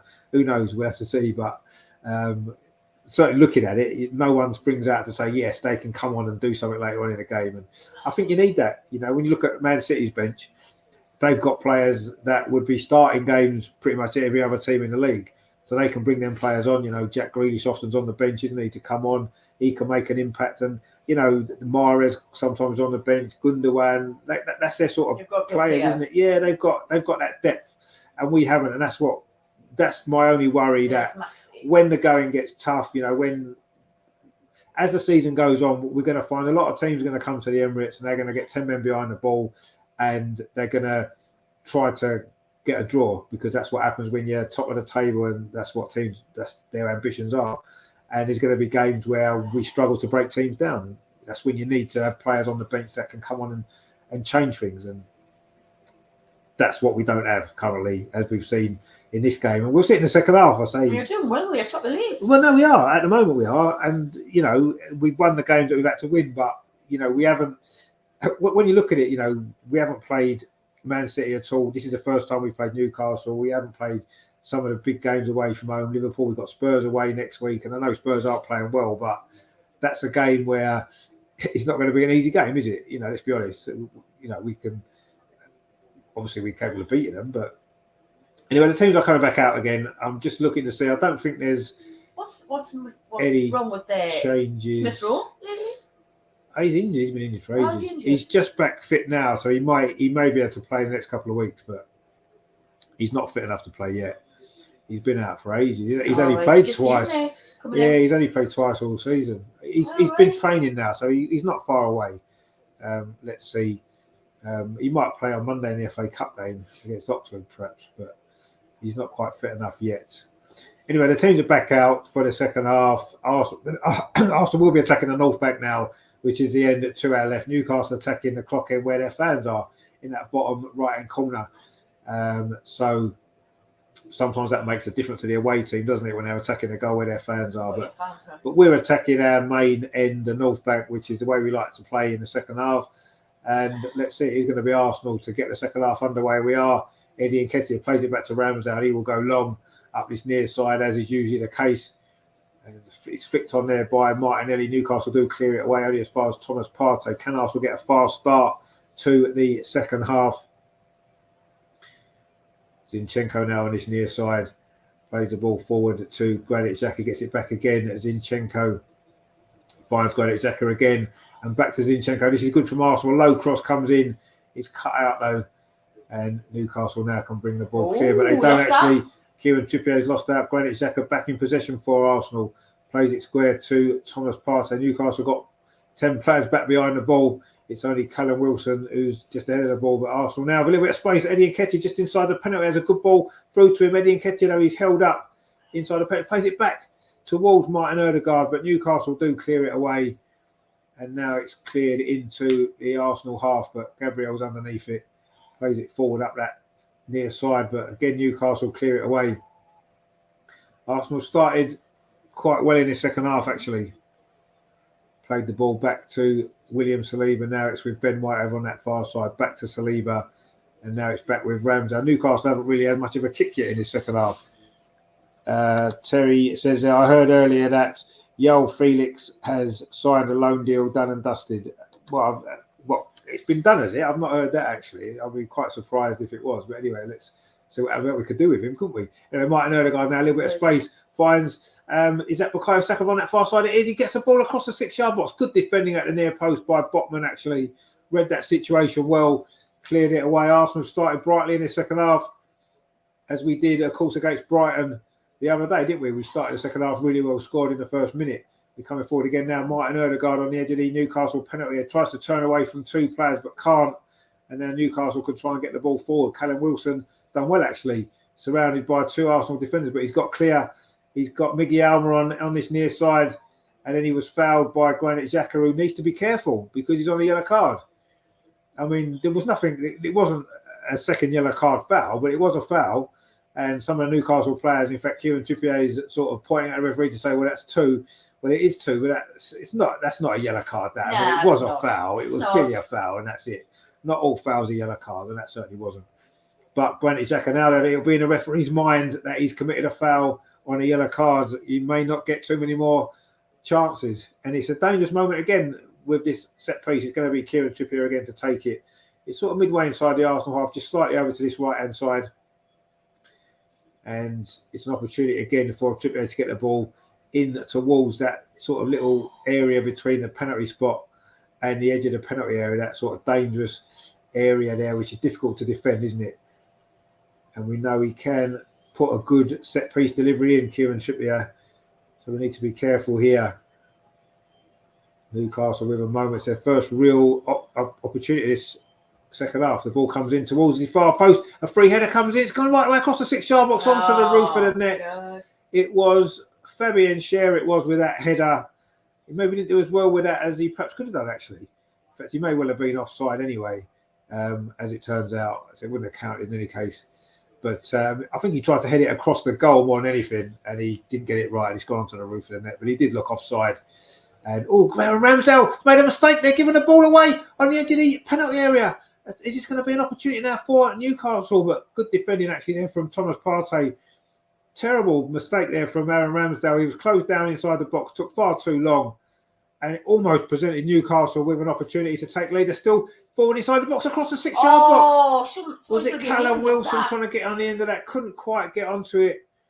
And already we've had a little bit more excitement at the start of the second half than we did the whole of the first half. Both teams have had an opportunity to score. And Arsenal now trying to come forward themselves over on that far side. But Arsenal maybe were the creators of their own problems there. Aaron Ramsdale took far too long to clear that ball. Well closed down by Callum Wilson, but the ball didn't quite manage to fall to Newcastle on the edge of the box, luckily. But they got another opportunity there. Miggy Almiron's cross. Callum Wilson couldn't quite get a touch on that. Had he done so, it may well have given Newcastle the lead. But instead, it's a free kick to Arsenal. Right over on that far side, Ben White's going to take this about 10 yards inside Arsenal's half. Plays it short to Thomas Partey. Now it's back with Gabriel. And, yeah, bad mistake there from Aaron Ramsdale. Really needs to get rid of that ball a lot quicker than that. Closed down quickly he was. It almost led to an opportunity for Newcastle, who have started to settle down there in the second half. That's good play over on that far side. I think that's Joe Willock. He's done well there, actually. The former Arsenal player looking for a bit of support. Tried to get across him. Ben White blocks that away, but Newcastle still in possession over on that far side. This is better now from Newcastle. That ball switched to this near side to Miggy Almiron. First time, ball into the box towards the edge of the penalty, headed away by Thomas Partey, but Newcastle in possession still with Fabian Schär. Finds Kieran Trippier, plays up this near side to Miggy Almiron again. He's seen quite a lot of the ball at the start of the second half. We're going to get there again. Is it good defending? No, that was from Gabriel. But again, Newcastle have picked up the pieces and they're still in possession again. Back inside their own half. It's now with Sven Botman over on that far side. Now he finds Dan Burn, plays it up the line for I don't know who it is actually over there. Oh, it was Joe Linton, I think it was. And then Joe Willock is fouled, is he, by Thomas Partey? The referee's coming over, not quite sure what he's given yet. Thomas Partey's not sure. In fact, is it going to be a drop ball? I think it might be a drop ball. Not quite sure why it's a drop ball and not a free kick to somebody. I'm not quite sure what happened here. It is going to be a drop ball, which in fact he just gives the ball back to Newcastle. Not quite sure what that was all about, actually. Anyway, Newcastle now are in possession, but that wasn't a great ball. Zinchenko wins that header, finds Martinelli now. Granit Xhaka inside at the centre circle. Terry says there that's Xhaka's 6th yellow card against Newcastle in 10 games, apparently. Oh, is it? Okay. Well, there you go. He must obviously like playing against Newcastle. He likes getting yellow cards against Newcastle. Joe Linton's gone down with what looks like a injury to just below his left knee. Whether that was in the earlier incident, I'm not sure. But anyway, he's gone down, Joe Linton, again. That's the second time he's gone down. In fact, he was just caught there for Martin Odegaard after Martin Odegaard passed the ball forward. He was just closing him down, and he's a bit sore there, but he looks like he's going to be okay. But he's just getting some treatment again on the pitch. Get some magic spray. In fact, I think there's only been a trailer on twice, and it's both been for Joe Linton, hasn't it? Because he had a head injury. His head. Yeah, the head injury in the first half, and now he's got a leg injury, looks like just below his knee, just as he went to close down that pass there from Martin Odegaard. So we're going to have a bit of a break in play. Callum Wilson's gone over to the near side to get a drink and to chat to Eddie Howe. Joe Linton's back on his feet again, but he's going to have to go off over on that far side, of course, just having received some treatment there. Alan Saint-Maximin is warming up for Newcastle. I'm sure we will see him at some stage in this second half. Certainly if the game stays at 0-0, you'd imagine that Eddie will bring him on at some point. Anyway, Newcastle are in possession at the moment on his near side. That's the ball played up to Callum Wilson. Looked like an offside there against Miggy Almiron. In fact, it was an offside against Miggy Almiron. Arsenal have taken that free kick quickly, actually, not even from the right place, but it doesn't matter. It's now with Ben White over on the far side. Plays out line to Bukayo Saka. There's not much of the ball, has he, since the very early stages of this game. He's done well there, though, finds Partey. Now it's into Zinchenko, finds Granit Xhaka. Tries to play out this near side to Martin. It's gone behind the Brazilian, but he's kept it in well.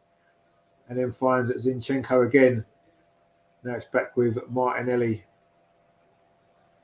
Falls back again, though, to Gabriel. Now it's with Thomas Partey. Plays it in towards Martin Odegaard. That wasn't a good touch, actually, unusually for Martin Odegaard. And it was Dan Burn came across and cleared it away. And it is going to be a throw to Newcastle over on that far side. Again, it's a little bit scrappy. It started off quite lively. Game's been scrappy. Yeah, there was a chance at both ends early on, but now it's really 9 minutes played in the second half, and again it's become a little bit of a battle, really. Neither team able to get on top, really put the other team under too much pressure at the moment. It's just that sort of a game. It may well be that's the way the game ends up being. I think there's just pressure. Two very evenly matched teams, I guess, and I did mention before that perhaps that they may well cancel each other out, and maybe that's what's happened a little bit. Maybe that's what has happened. Two very similar styles of play, aren't they, from both teams? And maybe that's been the case. They have just cancelled each other out. Anyway, Brighton have gone 2-0 up against Everton.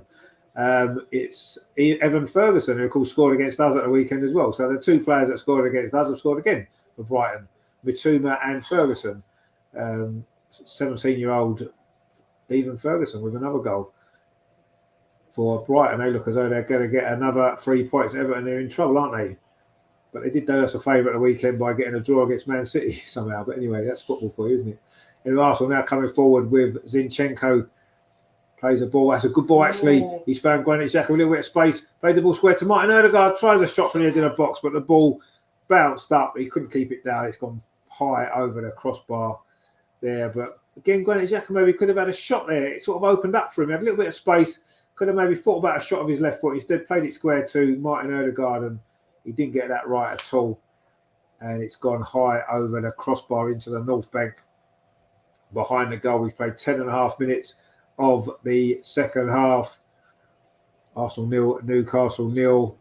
And it hasn't really improved that much as a spectacle in the second half, we have to say, unfortunately.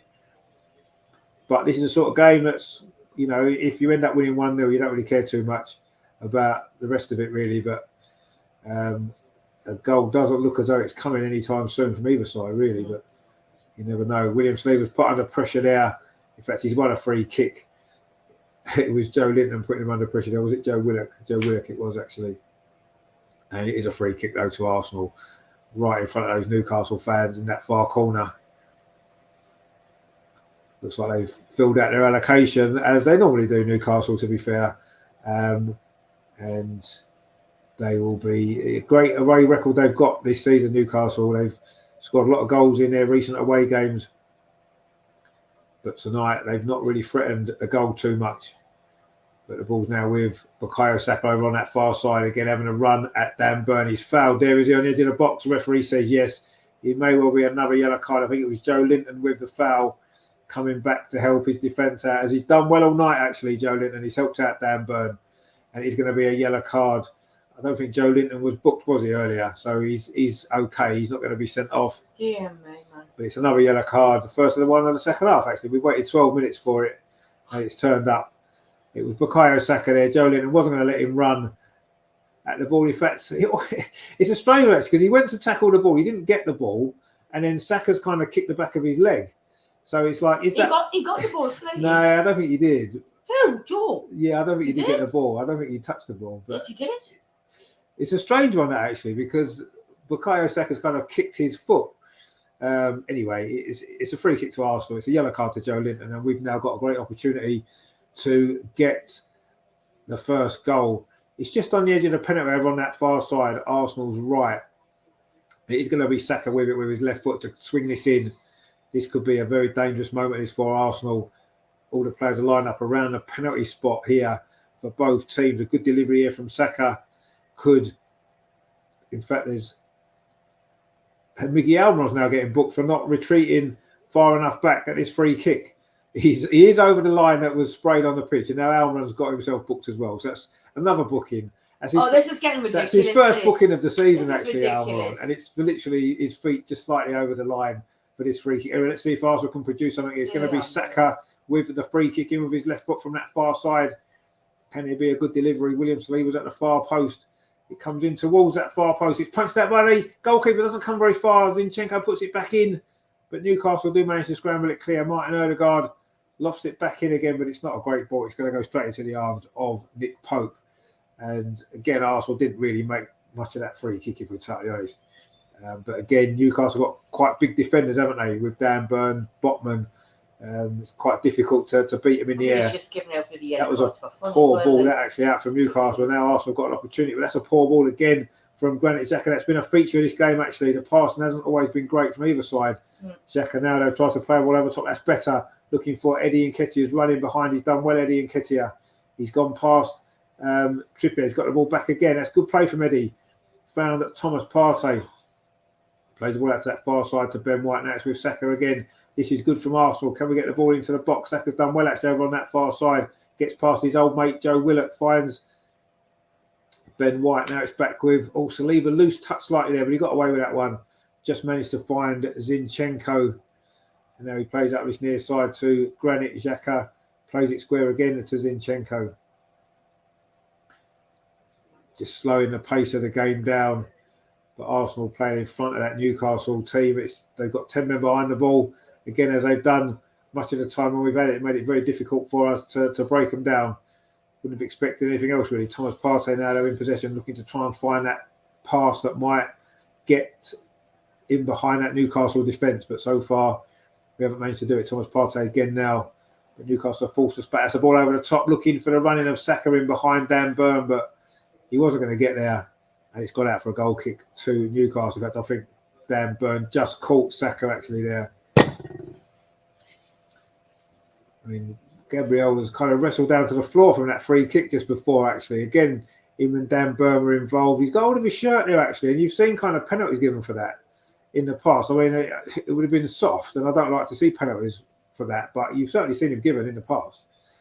Anyway, Saka now is going to need a little bit of treatment following. I just think he just accidentally caught Dan Burn. In fact, it's 3-0 to Brighton now at Everton. Sonny March has scored the third goal. Wow, Everton really are in trouble, aren't they? You do wonder how long Frank Lampard's got there. Anyway, Saka's now getting some treatment just inside the penalty area. Not really sure exactly what happened, but he Well, she did was- go up for the ball with Dan Burn, and he's went down. I don't know whether he seems to be some sort of facial injury, so I don't know whether he just got caught in the face. And the Arsenal players have gone over to that near side to get a drink, which is obviously only an excuse. They don't really need a drink; it's just an excuse for Arteta to give them a bit more coaching, because obviously all the training they do isn't enough, is it? Yeah, I just think he just caught him in the face with his arm, didn't he? It certainly wasn't a foul. There was nothing in it, but obviously Saka's just needs a little bit of treatment now, and it's going to be a goal kick to Newcastle when the game gets back underway again. We've played 61 minutes. Still no substitutions from either side. As we said, there's not really that many players on the bench that are going to change the game for you. I'd say. That was stopping people on just so you didn't get any red cards. Well, that might be what happens. That's perhaps. crazy. Yeah. He's just giving them out like bloody sweeties. He is, yeah. But anyway, Saka's okay now. He's back on his feet again, and he's going to be able to continue. But it's a goal kick to Newcastle, which Nick Pope is going to take. So 62 minutes on the clock. So it's getting down to the sort of time when normally you would imagine there will be some sort of substitutions, but there doesn't seem to be any activity at the moment. Anyway, it's a long ball over the top for Newcastle, but it's going to just run through all the way to Aaron Ramsdale. And Newcastle haven't really posed any sort of threat in the second half, apart from that mistake that Ramsdale made that almost presented an opportunity. Other than that, Newcastle haven't created anything in this second half at all. They didn't create much in the first half either, let's be honest. Anyway, that's a ball played to this near side to Gabriel Martinelli. Got a little bit of space, Martinelli on the edge of the Newcastle penalty. Tries a shot. It's a curling effort. It is on target, but it's far too close to Nick Pope. And it was never going to pose the Newcastle goalkeeper too many problems there. That's Joe Linton over on that far side. Closed down quickly by Ben White, but Joe Linton still got the ball. Plays it square inside to Bruno Guimaraes, but he's closed down quickly by a combination of Partey and Odegaard. And Arsenal pick up possession again with Zinchenko. Finds Martinelli on this near side. He's not had much impact in this game, Martinelli, actually, so far. But no doubt he'll be the one that will score the goal in his one opportunity that he gets. William Saliba now plays out to that far side to Bukayo Saka. They're getting him more on the ball now. Again, he's running at Dan Burn. He's gone past Dan Burn. He's cut inside. He's gone past a couple of defenders. Saka inside the box. Good tackle on him actually there from Joe Linton. It was. Who's certainly done some really good, strong defensive work for Newcastle, Joe Linton, tonight, helping out Dan Burn. Saka did really, really well. It looked as though he was going to create something there, Saka, but Joe Linton came across, had to get that right. He got the tackle in, and it's going to be a corner though to Arsenal. I think this might be our first corner of the game, Anyway, it's going to be Bukayo Saka with it over on that far side. Opportunity for Arsenal, maybe. We've been quite dangerous from corners this season, but Newcastle, as we said, are a very big team, aren't they? So it's going to be difficult to beat them in the air, but we'll see. A good delivery here. Who knows? It's going to be Saka with the corner over on that far side. He's going to swing this in with his left foot. He does towards the penalty spot. Gabriel comes in, attacks it, but he doesn't quite get there. And Newcastle managed to scramble it away, but they've got nobody forward. I know Callum Wilson's chasing Ben White down there, but White wins the header, and that's with Granit Xhaka on this near side. That's a nice play to Zinchenko. Finds Eddie Nketiah, gets it back to Granit Xhaka again. That's with Thomas Partey. But again, Newcastle forcing us back. Russ says there, Burn screams and shouts and gets a review, even though he failed us. Gabriel says to the ref he was being held. Ref says no and plays on no review. Yeah, it did look as though he held his shirt, didn't it? But anyway, I don't know what VAR does really. Newcastle now have a little bit of a counter attack. Bruno Guimaraes in possession, plays the ball up to Callum Wilson. Good defending from Gabriel. Just steps in, wins the ball, and now Arsenal can come forward again. Newcastle have offered absolutely no threat whatsoever in this game so far. Martin Odegaard now plays the ball out to the far side to Bukayo Saka. Again, he's going to have a little run at Dan Burn. Why not? He's got past him 4 or 5 times in this game. He doesn't quite manage to get past him. He keeps the ball well. That's a nice ball inside, but it just runs away from Martin Odegaard. It's Longstaff with the ball forward. That's not a good ball, actually. No, Callum Wilson. It was the wrong side of Callum Wilson there, and Arsenal again pick up possession. Newcastle just can't keep the ball and get it forward. It's relentless pressure from Arsenal. It's 2-0 to Manchester United as well. Luke Shaw's added a second goal for them early in the second half against Bournemouth. They are in good form as well, aren't they? Manchester United, of course, we do play them, don't we, in a couple of weeks' time here at the Emirates. That's going to be another big game for Arsenal. Another difficult game as well. Gabriel now in possession. Can Arsenal find this breakthrough? You do feel as though the pressure started to mount. Eddie Nketiah's done really well there. Tries to wriggle his way past 2 or 3 defenders, but in the end, he's out-muscled and the ball runs through to Nick Pope in goal for Newcastle. You can see why, quite clearly, you can see why Newcastle don't concede many goals. They are very, very strong defensively, very well organised, and they've got some very good players at the back and a decent goalkeeper. So this is why we're finding it hard to break them down. To do more attacking though. Yeah, Newcastle's attack has been pretty toothless, rubbish. actually. You've got to be, they haven't really posed rubbish. any threat whatsoever. You know, we thought with Callum Wilson playing, they might offer a little bit more going forward than they did against Leeds at the weekend when they drew 0-0. But they're making 2 subs now. In fact, it isn't St. Maximin coming on for Newcastle. You might have expected. It's Chris Wood and Jacob Murphy, surprisingly enough. And Callum Wilson is going off. Is he really 100% fit? We're not sure. He's just come back from illness. So Callum Wilson's going to be taken off for Chris Wood. Maybe Newcastle going to slightly change the way that they play. Didn't have any opportunities tonight to score, did he? Callum Wilson, and he has gone off.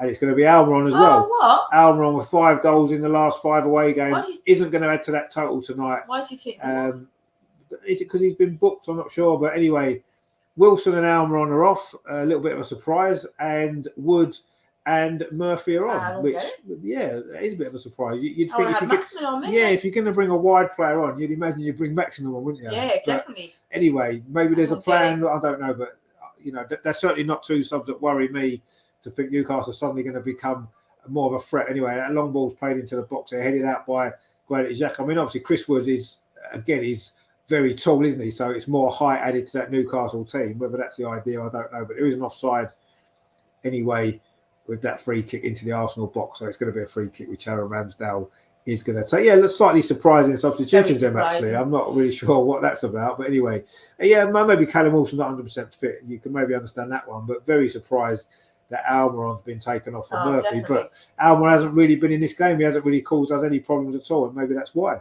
I don't know. But anyway, Maxi on. And maybe he will come on. Again, we don't know how fit he is, do we? But no, that's true. I'm quite pleased he's not on because he's the one player that you worry about because he's got that little bit of quality, hasn't he? Yeah. But anyway, he can run with the ball. Eddie Nketiah has just been fouled by Joe Willock, has he? Or has it gone the other way? The referee doesn't seem to know what he's doing. The players don't seem to know what the referee's doing. Joe Willock is down, but I think it's a free kick against Joe Willock.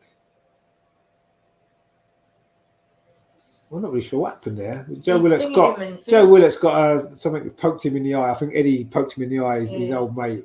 Not a very matey thing to do, was it? Anyway, it's going to be a free kick to Arsenal in all of that. But Joe Willock's going to be okay anyway. And it is going to be William Saliba. We've got a Newcastle fan in the chat there. Totty Richardson says Tontoon. Well, yeah, but it's not really threatened anything yet. It says Newcastle had 8 shots. When have they had 8 shots? It says Arsenal's had 10. I mean, I don't know where Arsenal's 10 shots have been either, to be honest. I'm not really sure. But anyway, that's what their stats say. Anything counts as a shot, I think, these days, doesn't it? But not quite sure how. There's been 18 shots at goal in this game. I don't remember hardly any of them. But anyway, that's what they said. So they must be right. Anyway, Thomas Partey now plays the ball square to Gabriel inside the centre circle into the last 20 minutes now. You do feel as though a goal for either side is going to perhaps prove to be the winning goal because there's not been many chances in this game. One goal is probably going to decide it, especially as we get into these last 20 minutes. Still, Arsenal haven't made any substitutions, but again, who would we bring on at this stage of the game? I'm not sure. Probably nobody. So I'm not surprised there hasn't been any changes. And if that doesn't tell you how important this January transfer window is, then I mean nothing will it? Anyway, it's a throw over on that far side to Newcastle, which Dan Burns going to take. Plays it to Bruno Guimaraes and plays a long ball forward, but there's no real pace up front for Newcastle now that Callum Wilson's gone, and Arsenal deal with that quite easily. Granit Xhaka just loses that actually to Joe Willock, and now Jacob Murphy, his first real involvement actually. He runs into trouble and Zinchenko takes the ball off him. He's got Bukayo Saka in over on that far side. Bukayo Saka's done well again. He's probably been our best player tonight, actually, Saka. That's a good ball to Martinelli on the edge of the box. It's just going to be Martinelli's moment. He runs at Newcastle defence, tries a shot, comes off Kieran Trippier. It's going to be another corner to Arsenal, only the second corner that we've had. And Gabriel Martinelli is going to take this one from this near side. 71 minutes played. William Saliba's coming up for this corner. We said it might be a set piece that decides this game. Will this be the one? It's going to be Martinelli with it on this near side. It's going to be an in-swinger with that right foot of his. Can Arsenal get the breakthrough? So important, would send us 10 points clear at the top of the Premier League. If we can get a win here, that's a corner towards the far post. One of the Newcastle Giants wins a header and then they clear it away. It's going to be difficult, isn't it, to beat them in the air? They got some height in there. They must be the tallest team in the Premier League, Newcastle. And they do manage to clear that ball away into the Arsenal half, but there's no Newcastle player there. Yeah, and it just runs through for Aaron Ramsdale. Seems like Newcastle have set their stall out to get a draw here now. They're not even trying to attack and try and get a goal. If they had, they would have brought Maxi on.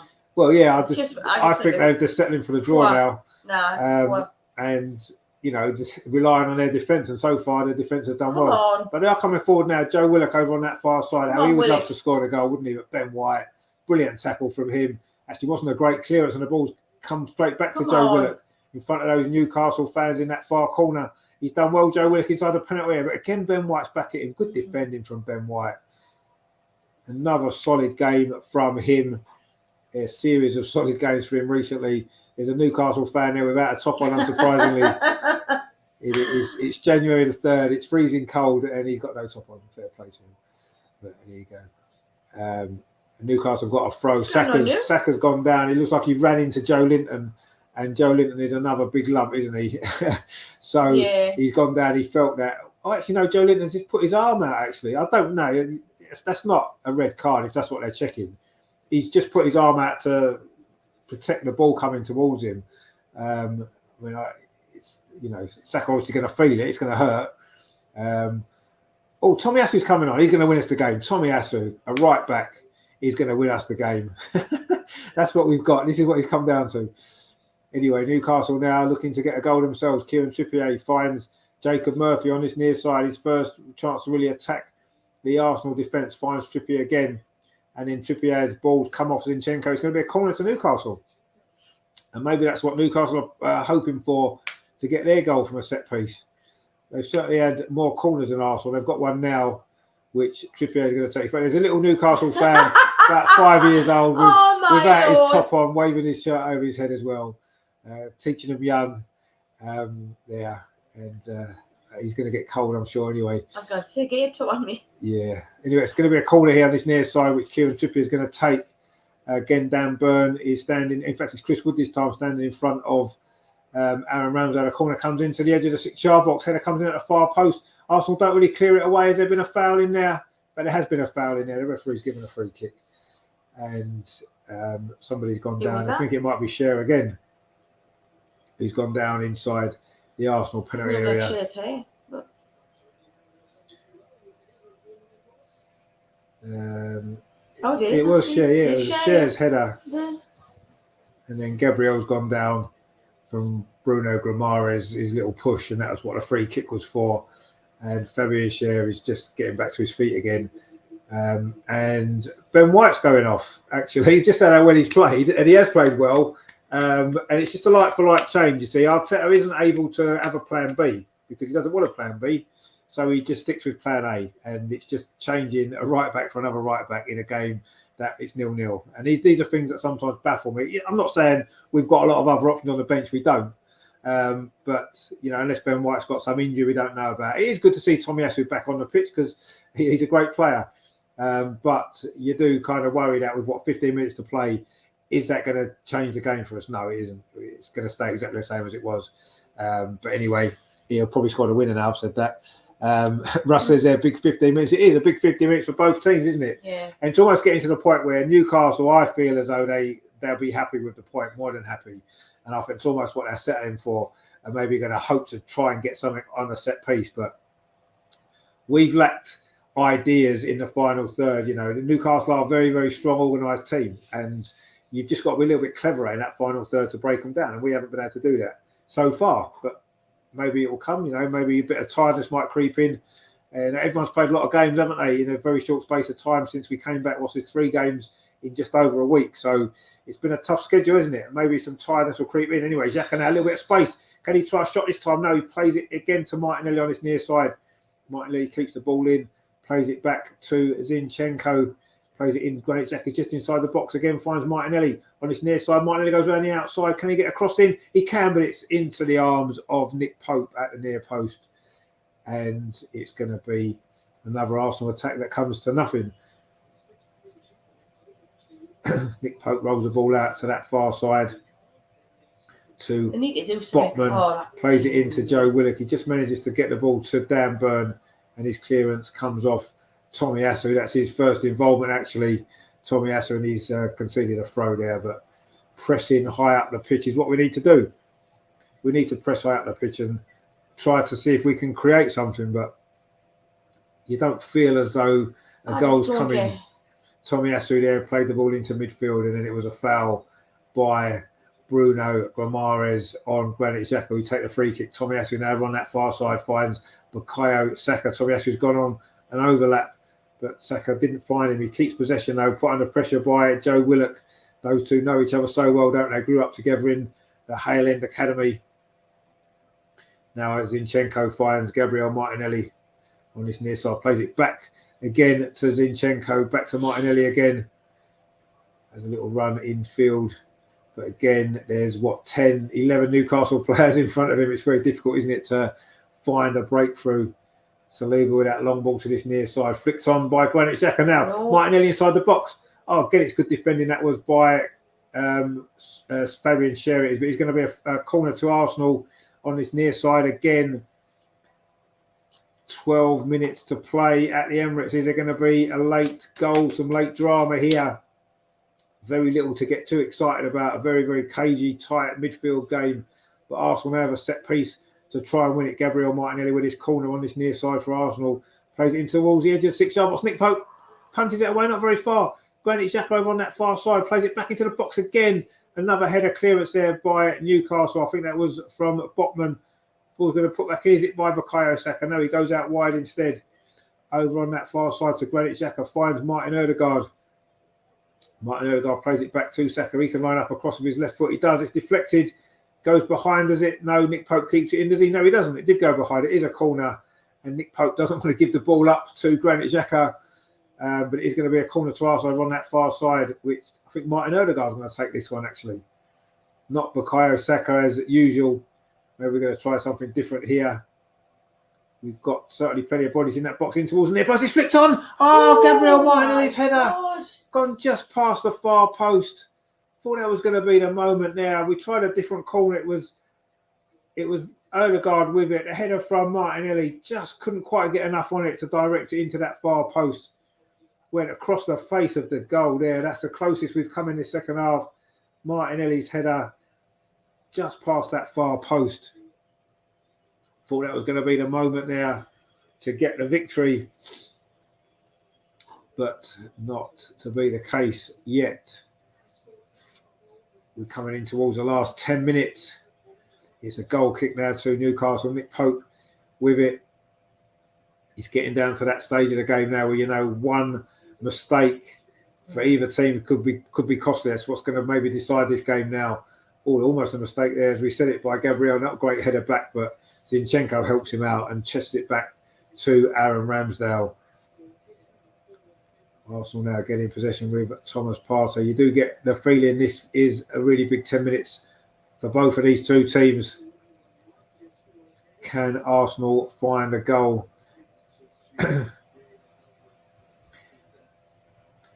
Arsenal do look the more likely team to score and to win the game out of the two, but that's because Newcastle seem to have settled for the draw. But they are coming forward now. Jacob Murphy on this near side, the substitute for Newcastle. Having a little run at Zinchenko. He's gone around the outside of him. Can he get a cross in? It's blocked. Kieran Trippier does get a cross into the far post. Nobody's there for Newcastle. And it's going to go behind for a goal kick. In fact, it's going to be a corner. It must have come off an Arsenal player. And Newcastle have got themselves a corner inside the last 10 minutes in front of their fans. Maybe they can sense a moment. They've certainly got the height to cause us problems. Added to now by the substitute Chris Wood. There's another Newcastle fan without a top on as well. He's got enough. Well, he's got enough body to keep him warm, hasn't he, to be fair. Anyway, it's a corner out to Newcastle over on that far side. Kieran Trippier, he's going to take this, whip it in with his right foot. Come on.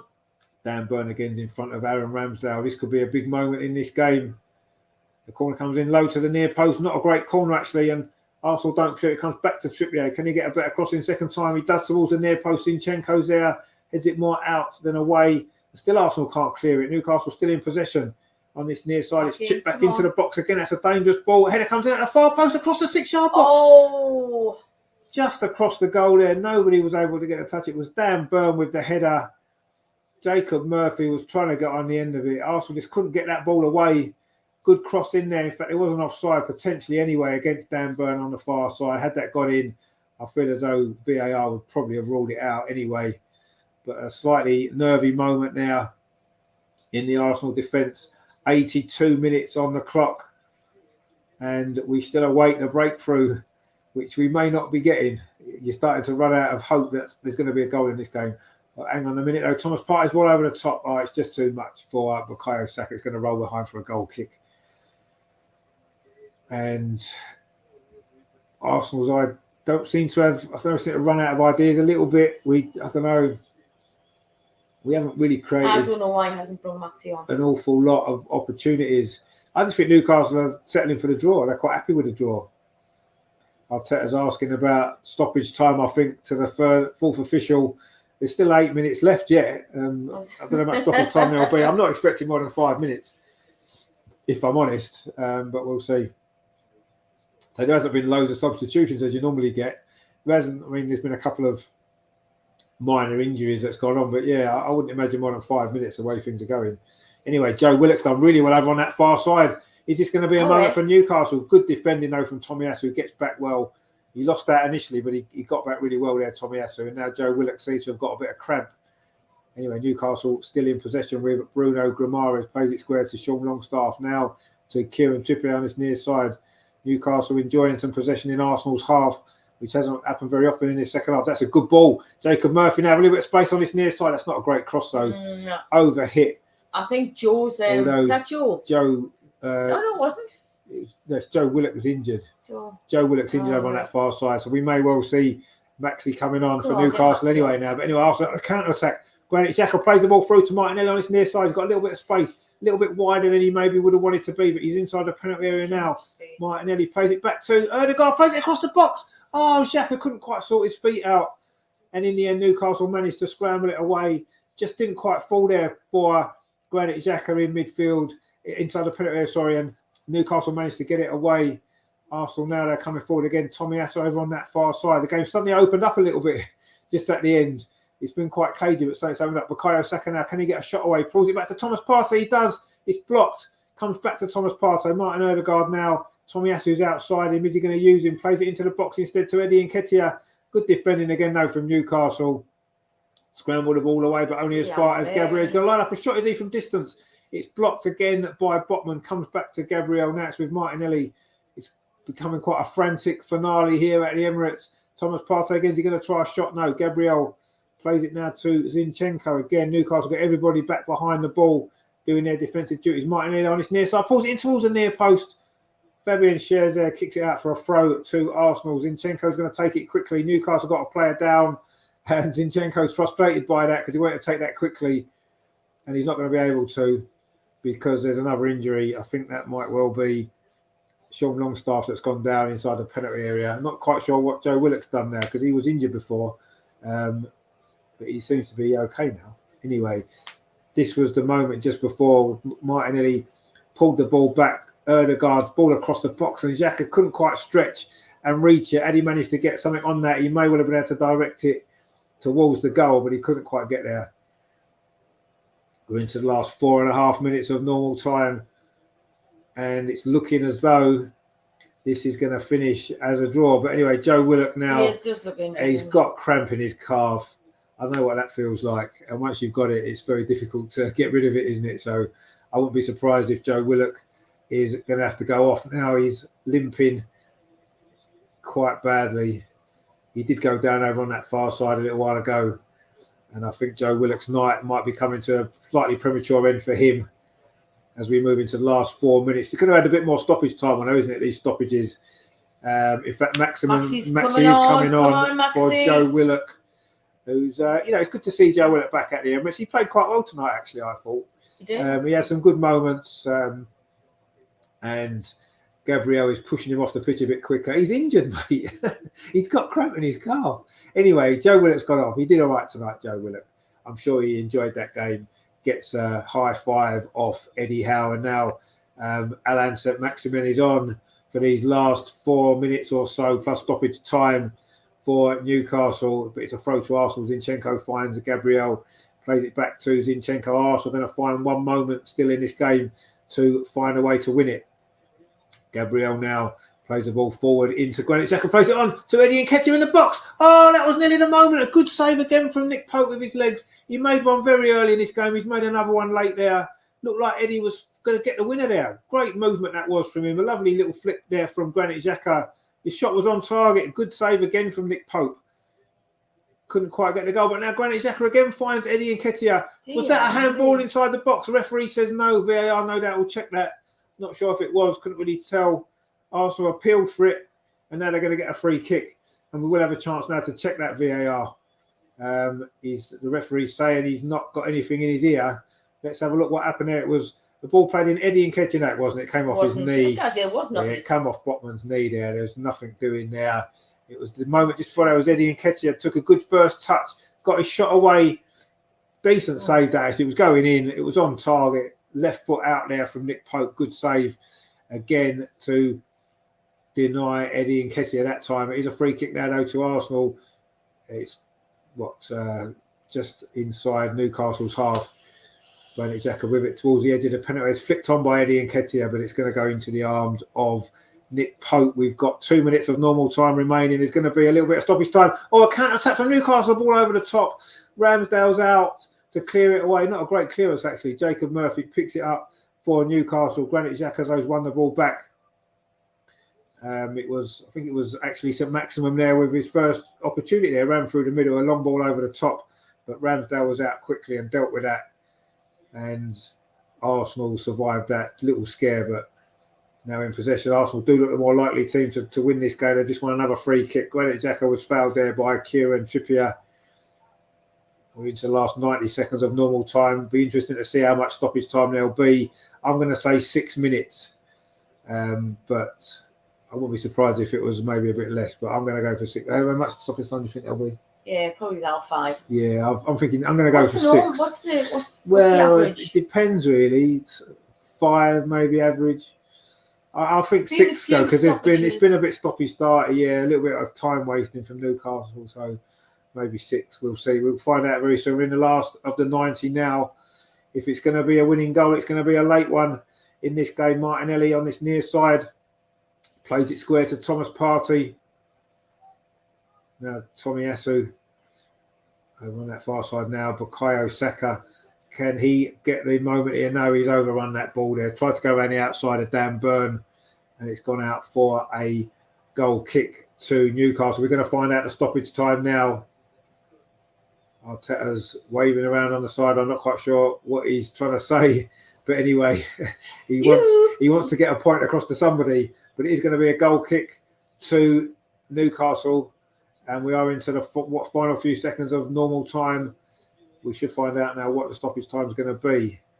But if there's going to be a winning goal, it is going to 5 minutes. Yeah, 5 minutes. Yeah. Well, he says 5. Yeah. I think Arteta wanted a bit more, but he's only going to get 5. That's it. That's all we've got. 5, you're getting. That's it, mate. Is there going to be time still for this, what would be now a really dramatic winning goal?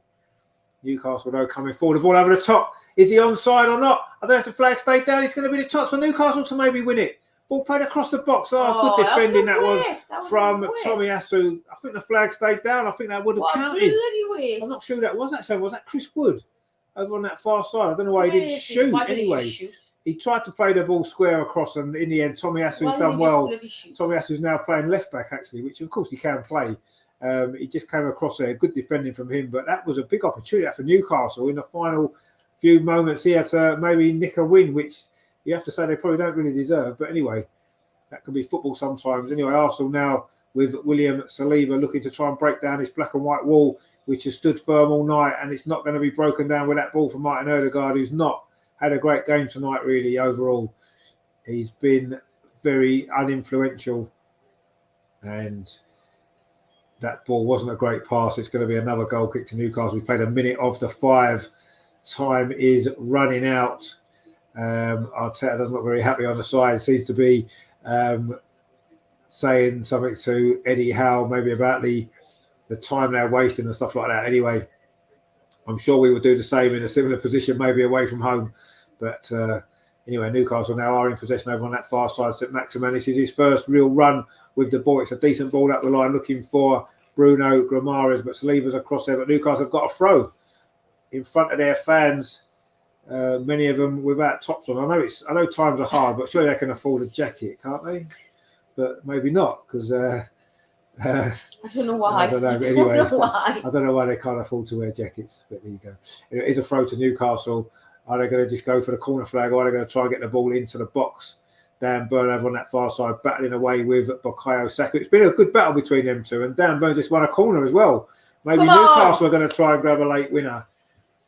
But it has been it's been an interesting battle there between Burn and Saka. He's done well against Saka overall. Actually, Dan Burn, considering in the circumstances, he know he wasn't going to be able to deal with his pace, and Saka's caused him problems. But he's done okay. The Newcastle fans there dancing away as Kieran Trippier prepares to take this corner. We've played 92 minutes. The Newcastle fans really getting behind their team. Is there going to be a late twist to this game?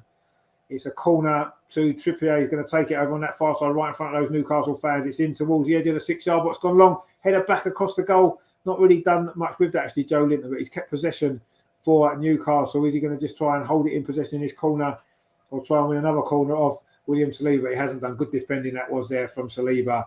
It's going to be a goal kick to Arsenal. 2 minutes left now. Can Arsenal find a way? Suddenly the game has opened up slightly more in the last 5-10 minutes, but still not really an opportunity for a goal at either end. But Arsenal now coming forward. Zinchenko on this near side. We have got a minute and a half of stoppage time remaining. Granit Xhaka's got a little bit of space on the edge of the box. Tries to play the ball square to Martin Odegaard. Good defending again, though. I think that was Botman slid in there. Thomas Partey now, though, for Arsenal. We may well get one more chance. The ball played into the box. It wasn't a good ball, and that might well be that. It's run through to Nick Pope, who's not going to hurry, is he? Let's be honest. We're into almost the final minute. Joe Linton has just gone down with cramp as well for Newcastle. I mean, they've worked hard, to be fair. All the Newcastle players they've defended well. They probably deserve their draw, if we're totally honest. We have not quite had enough creativity in that final third to break them down. But there is there going to be time for one more opportunity? Arsenal got a throw over on that far side. We're into the final minute of stoppage time. We've just gained about 20 yards for that throw, actually, with Tomiyasu. Anyway, Saka now with the ball. Can we get it into the box one last time? Gabriel finds Zinchenko. 40 seconds left of stoppage time. Is there going to be a dramatic late winner here for Arsenal? But again, we can't find a way through that defence. Gabriel, can we get the ball wide maybe to Martinelli? Martinelli's made a run there. Played it inside. That's a good ball too. Granit Xhaka into the box. There's Zinchenko. Oh, he doesn't really decide what to do. But now Martinelli inside the penalty plays it back to Granit Xhaka. Granit Xhaka's got clear. Can he get a cross in? It's deflected at near post. Shout for handball. There's some big appeals. This for handball. Are we going to get a dramatic finish? It's going to go to VAR. It is going to probably go to VAR. This could be a dramatic finish here. That cross from Granit Xhaka. Was it a handball? He got past Kieran Trippier. It was. I think it was Jacob Murphy's come across. The cross comes in. Oh, it's hit something of Jacob Murphy there. I'm not quite sure what it was. We might get a better angle here. Oh, it has definitely hit his arm. His arm's across his body there.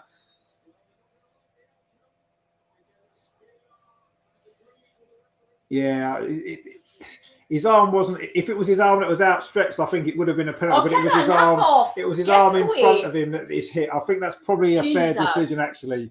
Arteta's not happy, but I don't know what he's moaning at Eddie Howe for. Eddie Howe didn't give the decision, did he? Stupid. I mean, this just shows how tense this game's been. Dear me. I mean, it did hit his arm, but it was his arm that was in at his body. I mean, if Go away, that was Arteta. given against, Jesus. if that was a penalty given against us, I think we would be absolutely raging. I personally don't think it was a penalty. I think that's the right decision. Anyway, it's going to be a throw. A Newcastle sub's just got a yellow card. Who? Oh, it's Jamal Lascelles. Why? Jamal Lascelles has got himself a yellow card for trying to stop Thomas Partey taking this throw. It's going to be a long throw. We've played 6 minutes now of stoppage time out of the 5 that we're supposed to have. This will be Arsenal's last chance. Thomas Partey throws it in towards the near post. He's headed up, not out. It's going to be a corner to Arsenal. We have got one more opportunity. 6.5 minutes of stoppage time. It's been played. A lot of that will do with that little VAR check we just had for that handball. Arsenal still got a chance to win this game. This will be it though now. This corner is it for Arsenal. It's now or never if we're going to get the 3 points here. The corner comes in towards the edge of the 6-yard box. It's headed out by Newcastle and as far as Saka on the edge of the box. He's volleyed it over. Surely that's that. In fact, I think there goes the full-time whistle. It has finished. Arsenal 0, Newcastle 0. Very, very strong defensive performance. Quite a frosty handshake there between the two managers, having just had words with each other just before that. Arsenal obviously had more possession, had more chances in that second half, but we never really looked like getting a goal. The nearest we came was that Eddie Nketiah shot, which was a good save from Nick Pope. Saka had one in the first half as well, saved by Nick Pope, but it was a very good defensive performance from Newcastle, you have to say. Arsenal didn't quite have the creative spark to break them down. And Newcastle have got, I think, what they came for, which was a draw. And that's, I think, the seem to be the limit of their expectations from this game. I'm sure they'll be delighted with that draw. Arsenal pressed in that second half, tried to find a breakthrough. Didn't really manage to. Gabriel Martinelli is going to change shirts with his Brazilian counterpart, Bruno Guimaraes. They both didn't maybe have as much influence on this game as maybe we hoped they would. But anyway, it was a tight game, not much in it. What did you make of it? Tense. It was just feisty and I don't know. Yeah, there wasn't. Well, they did their job to stop each other from scoring. They so. did. I mean, Newcastle did defend very, very well. You have to say it's easy to see why they don't concede many goals. We personally need more strikers. We need more forwards. We need definitely. Yeah, I mean, I think the defence is spot on. The defence is good. Spot on. Very, very good. It was a good defensive performance from Newcastle, and they've only conceded 11 goals in 18 games now. That's impressive, and you can see why. They're big, strong, organised. This was expected. This game, though, wasn't it? Like this was. I think we were all hoping for a more exciting game, really. But I guess when you've got a team with such a great defensive record, Newcastle wasn't going to take risks. They wasn't going to come and play football here because they know they'd get ripped apart. Bollocks! Well, no, it's true, isn't it? You can't. Did they get ripped apart? No, they didn't. That's what I mean. If they'd come out to play football, that's what would have happened, and they knew that. So Newcastle sat deep. They got people behind the ball. They all defended well, and that's what they came to do. And they've done their job, and you can't argue with that. That's what they came for. That's what they probably worked for, and they've come away with a draw. Arsenal just lacked that little bit of spark, I felt, to find a way through. That one chance towards the end, Eddie Nketiah's effort, a good save, and that was the only real chance that we had. Clear chance to win the game at the end. I mean, you had the home. You were at home. You had the advantage. Yeah, no, we did. We were at home. We had that advantage, and we were the team that was trying to win the game towards the end. But we wasn't able to find the goal. Yes, there was a couple of penalty shouts there. I didn't think that last one was a penalty. His arms in his body, he was turning away. If it had hit his other arm, then yes, it would have probably been a penalty. But that's just clinging at little things there. Ultimately, we didn't create enough clear-cut opportunities, did we? That really one in each half, one shot on target in each half. I think that was it. That was a clear chance at goal. So it's not a disaster. I said before, I'm sure both teams wouldn't mind a draw, and I don't really see there being a problem. Alex got a comment there. He says, "Bottle job, City will catch you, no problem." Well, we'll see. They've got a lot of points to make up, haven't they? So we'll see. But we couldn't get the goal tonight, but we're still top of the league. We're still 8 points clear? That's not bad, is it? City have got to go to Chelsea now, and get a result on Thursday. That won't be easy, will it? So we'll see what happens. But yeah, it wasn't meant to be tonight, was it? Rajendra says there, Pope made 2 good saves. Yeah, we did, and that was it. But that was the only 2 chances we really created. And is that enough? Obviously not, because we didn't get the goal. Emerson's in the chat. He says very frustrating game. Yeah, it was. It was a very frustrating game. I agree. On both sides, it was really frustrating. Billy says a breathtaking game. It's super. Well, I'm sure you enjoyed that, Billy. It was a brilliant defensive performance from your guys. There's no doubt. I mean, that was. I was impressed with how you defended from start to finish. But I don't know. I'm still a little bit more of a football purist. Really, I don't like teams just coming to defend for a point, really. And but I understand why Newcastle did that. You've got to. Let's face it. If you come to Arsenal and open up, you're going to probably lose. So they did the right thing. It was a good game plan that they carried out, and I thought the work rate of Newcastle's players was fantastic, every single one of them. And I just felt as though we just lacked ideas. I got the feeling the longer that went on, although we got a little bit more frantic towards the end, you could see we were trying to get the ball forward more. But we were getting frustrated ourselves, wasn't we? The final ball wasn't there. But sometimes we were overplaying things, and we couldn't find a way through. And we're not the only team that hasn't been able to find a way through. And you have to say Newcastle are the first team this season to stop us scoring, and we've got to give them credit for that. And you have to say they did defend really well, but we didn't do enough in that final third. To get the goal that we needed. Alex says there, don't get me wrong, Arsenal are a good side, but City have more options. No, 100% I agree with that. City do have more options. Of course they have, yeah. I mean, you saw tonight, we made one substitute, and that was bringing Tommy Asu on for Ben White, because we haven't got players on the bench who can come on and change the game. If this was Man City playing Newcastle with 10 minutes to go, they've got 2 or 3 attacking players they can bring on, and they may well have found the goal. We haven't got that option. We had to try with what we had, and it wasn't quite enough. Billy says there, we couldn't get on a front foot. That was why we had to dig it. No, I agree. And I don't know, I felt even from the start, Newcastle seemed content. I mean, I know that's how you play. You're brilliant defensively. And I kind of felt from the start that you was quite happy with a draw. Yes, you had 1 or 2 moments from set pieces and stuff, but I don't think Ramsdale had a save to make, did he? And yes, that was down to the way that we set up as well.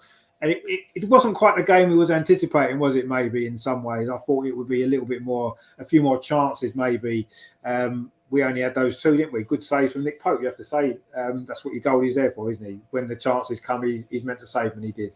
But yeah, we lacked that little bit of quality, and hopefully the club watching, Edu, Vinay, and all those guys will be seeing that we need a little bit more if we're going to take advantage of the situation that we're in. We're in a very good position still. 8 points clear is a fantastic position to be in, isn't it? If we're going to take advantage of that, we do need more players in January. We do.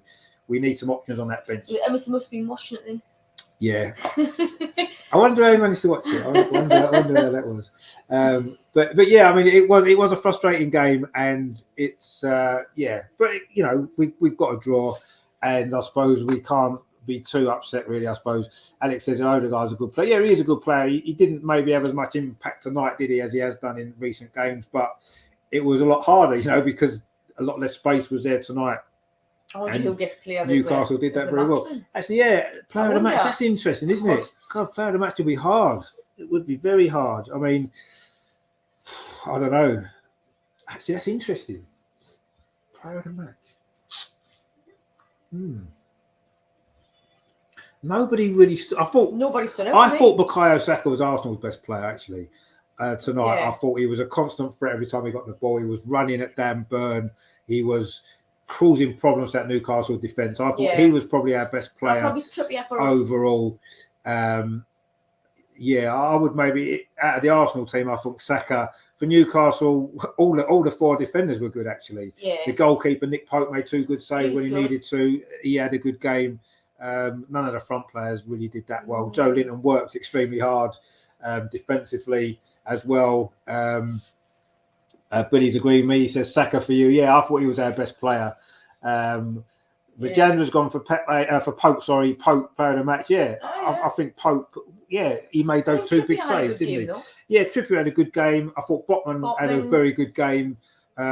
Cher had a good game. I say the defence was Newcastle's best players, wasn't they? Yeah. You know, I thought Longstaff worked hard in midfield, and I thought the Newcastle midfield, although didn't do a lot creativity, I thought they stifled our midfield pretty well, because our midfield's been our strength recently, and they didn't really dominate that game as much as we could have done tonight. And I think you've got to give credit to Newcastle for that. But yeah, it is frustrating because we're at home.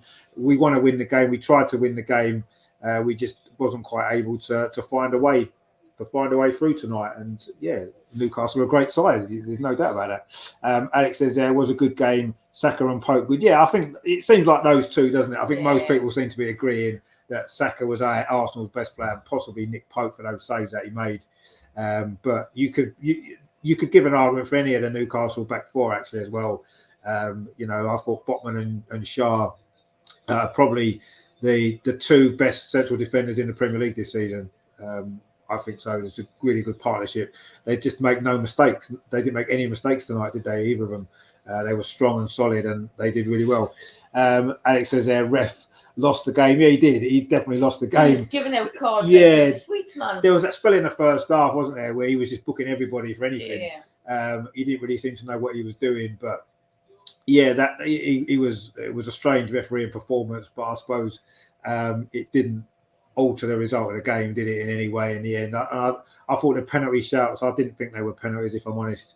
I would have been gutted if one of them had been given against us. So I'm not too disappointed we didn't get either of them. Yes, that last one, it was a handball. It did hit his arm, but his arm was in his body. You can't give a penalty for that. So yeah, unfortunately, there was no goals, and there was no. We couldn't find that breakthrough, but yeah. It is what it is. I suppose the draw is probably Newcastle deserved a point for how hard they worked. But he says there he booked Bruno for nothing and made a rod for his own. But yeah, I think that was a problem, wasn't it? That booking he gave very early on, he then started booking everybody, didn't he? Yeah. After that, and he kind of had to, because he booked Bruno, like you said, for what was a nothing foul. And you know, there was 2 or 3 of them bookings. You looked at and think, what? How on earth is that a booking? Eddie Nketiah's booking, that wasn't a booking. You know, ridiculous. So yeah, I don't know what he was doing there. Alex says there, Stuart Atwell was the same with City game, gave us nothing. Ref standards today are dying. No, they are. We hope that VAR was going to help improve things, but it hasn't, has it? It's made it worse, if anything. The referees seem to just, we'll just rely on VAR to get us out of trouble when they don't know what they're doing half the time. But yeah, it wasn't a great refereeing performance tonight. I don't think it altered the game. It didn't affect the result in any way. But yeah, it was a very strange refereeing performance, wasn't it, from Andy Madley, unfortunately. But yeah, we're just kind of used to it now, aren't we? It's the Premier League, and that's what we get. All the refs are not great, are they? Let's be honest. So yeah, it's finished 0-0, frustratingly. But I suppose Newcastle will be delighted with that result. They worked hard for their point, and I'm sure they'll be delighted with that. I think we'll be a little bit frustrated. I'll be interested to hear what Arteta makes of it all, actually, because I'm sure he didn't look happy, did he, with the time wasting aspect maybe, and a few other bits and pieces. Didn't look happy for he was very frustrated. He's obviously having to go Eddie Howe for what? He was having. I think just for the time wasting and the fact that Newcastle was taking their time over everything, which, you know, we would do exactly the same in their position. I'm sure, you know, in the game away from home against one of the top sides, I'm sure we would do the same. So you can't really blame them for that. It is just frustrating, isn't it? Because, you know, we wanted to win the game. And I thought we were the team that looked more likely to win it, to be honest, in that second half. But we couldn't score the goal. And if you don't score a goal, you don't win games here. And that's the first game this season. It's the first time since we lost 2-0 against Newcastle at the end of last season that we haven't scored. So we need to find a way between now and May, when we play Newcastle again, to find a way to score against their defence, because that's 2 Will it be a drawn this That's time? 2 in a row. Yeah, yes, at your ground next time. Yeah, unless we meet in the FA Cup or something in between times, which you never know. But yeah, frustrating game. I don't know. I can't be too disappointed with a draw, because it's not the end of the world. But yeah, we should have won. We could have won, but we couldn't find a way past Nick Pope when we had the chance, and it was Eddie Nketiah at the end. Alex says there, Jack Grealish got taken out 7 times the other night. Ref did nothing. Even commentary couldn't believe it. Yeah, I mean, we have the same with Saka quite a lot. He gets fouled a lot. Saka was fouled a lot in the World Cup. Yeah, they're the sort of players, aren't they? Saka and Grealish, that want to run at defenders and take people Grealish on. always gets. And you're going to get fouled if you do that, aren't you? He always gets fouled. If you're going to run at defenders a lot, you're going to get fouled, aren't you? And Grealish is that sort of player, and Saka is as well. And that's nature of the way that they play, isn't it? But yeah, the referees maybe need to do more to protect those sort of players. But not every single tackle is going to be a foul, there is it? I suppose as well. But yeah, Saka tonight, I thought I'd say he was probably our best player, wasn't he? And couldn't quite find that little bit of spark, could he, to get a goal or to create a goal. And yeah, that was just the one thing that we're lacking. And I think January, this transfer window is going to decide how this season finishes for Arsenal. I really do, because in a game like that, you're 0-0 at home against a team that you're struggling to break down. And I do think that over the second half of the season, there's going to be a lot more teams that come to the Emirates and just sit back and defend. And if we're struggling to break them down, you need someone on the bench who can come on and do that. The only substitution we made was a right back, replacing our right back, and that's not going to win you a game, is it? Unfortunately, it didn't. And we've got to buy in January. We've got to buy not just one player. I think we need 3 players just to add some quality to that bench. So we've got players to bring on in these sort of games and to make a difference. We didn't have it, and I don't really blame Arteta for not making any other substitutions tonight, because who else could we have brought on in those circumstances to win the game? Manquillos, Fabio Vieira? No, I don't think they would have done. So, that's the way it is. That's an unusual name.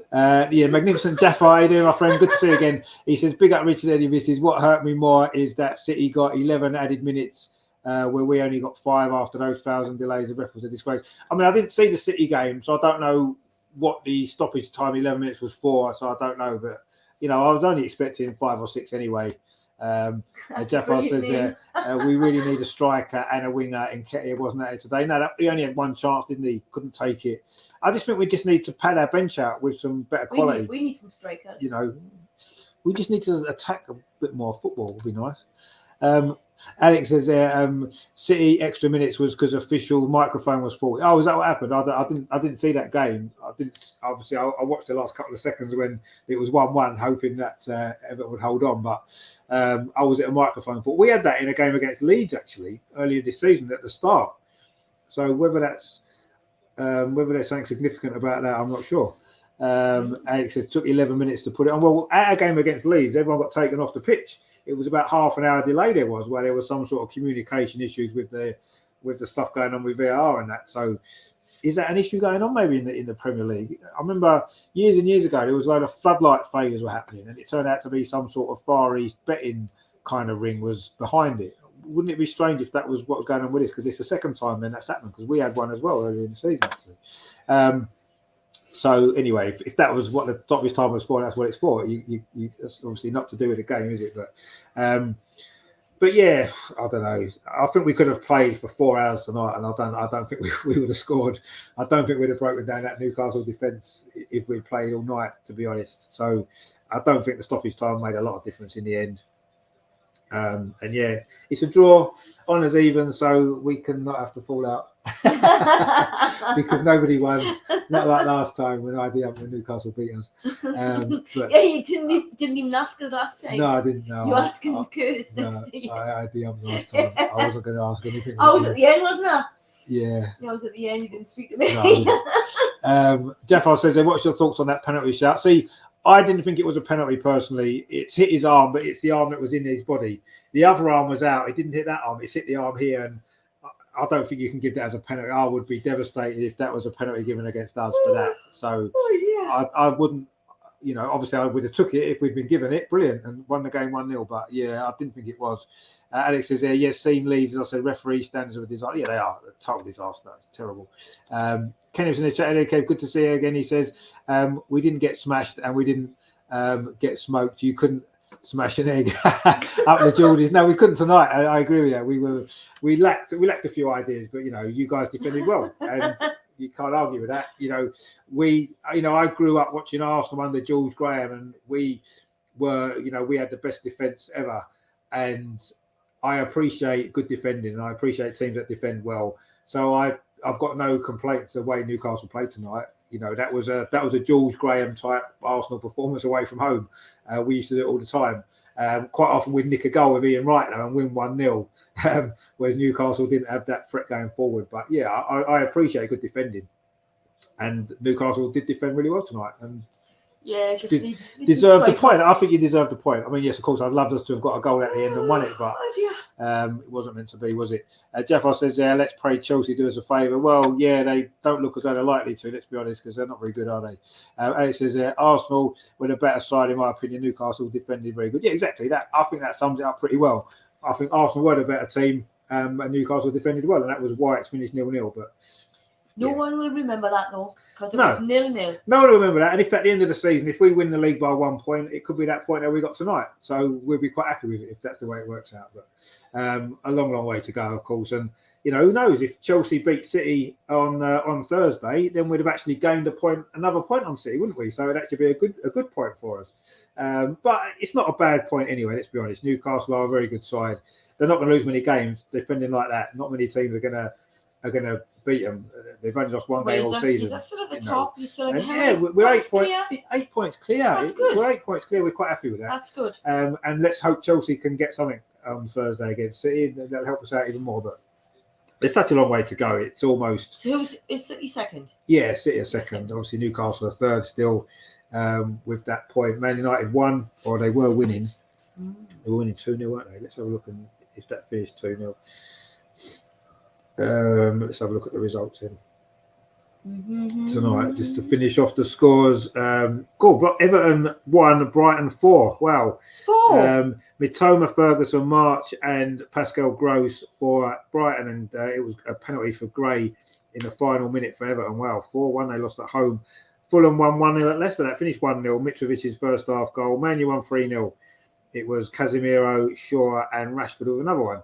So Man United, what's the table? Man United won't be far off that. So Man United are now level on points with Newcastle with a game in hand as well. And they've lost 4 games. They've lost 4 games, Man U. They've got a goal difference of +7, and yet they're level on points with Newcastle. They've only lost once, and they've got a 21 goal difference. Incredible. Wow. And in fact, they're only a point. Man United are only a point behind Manchester City. They've played a game more, but they're only a point behind. Wow, incredible, really. I think that's your top 4 right there. Arsenal, Man City, Newcastle, Man United. That's the top 4. What order we finish in, we don't know. Let's hope it's... I wouldn't mind the order it is now, if I'm honest, but we'll see. But I think that's the top 4. I don't think Tottenham or Liverpool are going to make it. I don't think Chelsea are too far behind. I think that's the top 4 right there. Man United, I mean, wow. They're actually only a point behind Man City. Yeah, they could. They've got a game in hand, haven't they? They've got a game in hand, yeah. Man City have got a game in hand on them. If Chelsea beat them on Thursday, then that's going to be really close. It'll be Man City on 36 and Newcastle and Man U both on 35. So, interesting stuff. But, I mean, I'm sure Newcastle will be pleased with that point anyway. Let's see. Jeff says there. It was a hard game away from home. Now we release our stress with some women's transfer news. Yeah, let's hope so. We're looking for some good news on the women's transfer front. We need some players there as well, don't we? Alex, there's a long way to go with cup games. No, you're right. There's a very long way to go. That's why I've not been getting too carried away. The fact that we're doing really well, but there's so many games to play. Jafar says there, Lampard needs to pack them bags. Man, he's good enough for Everton. Well, he's not been good enough anywhere, has he, since he's been a manager, really. But anyway, see what happens there. Alex says there, Man United face City, who smashed 6 past them. Don't worry about them. Bournemouth were bombers. Well, yeah, Bournemouth aren't great.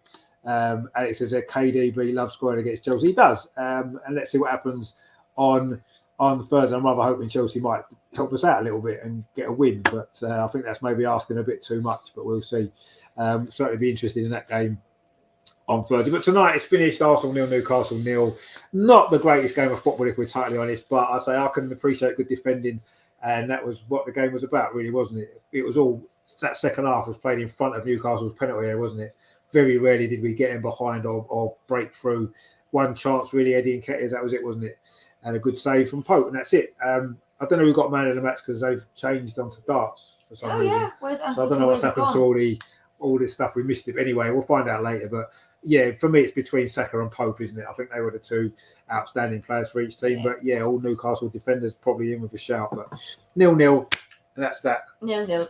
disappointing result maybe in the end for Arsenal, but yeah, a point's a point, isn't it? We didn't lose. That's the main thing, I suppose. And yeah, and we didn't lose, so that's good. Yeah, and I'm sure Newcastle won't lose many games playing like that. So, thanks to everyone for watching. Hope you've enjoyed it. If you have, please give us a like. Consider subscribing as well. A lot of stuff coming up on the channel. When's the next game? Well, the next show's on Thursday. Adam and Steve are doing the social extra. That's going to be really good. Adam's got a lot of great fun stuff lined up for that. So join them at 8 o'clock.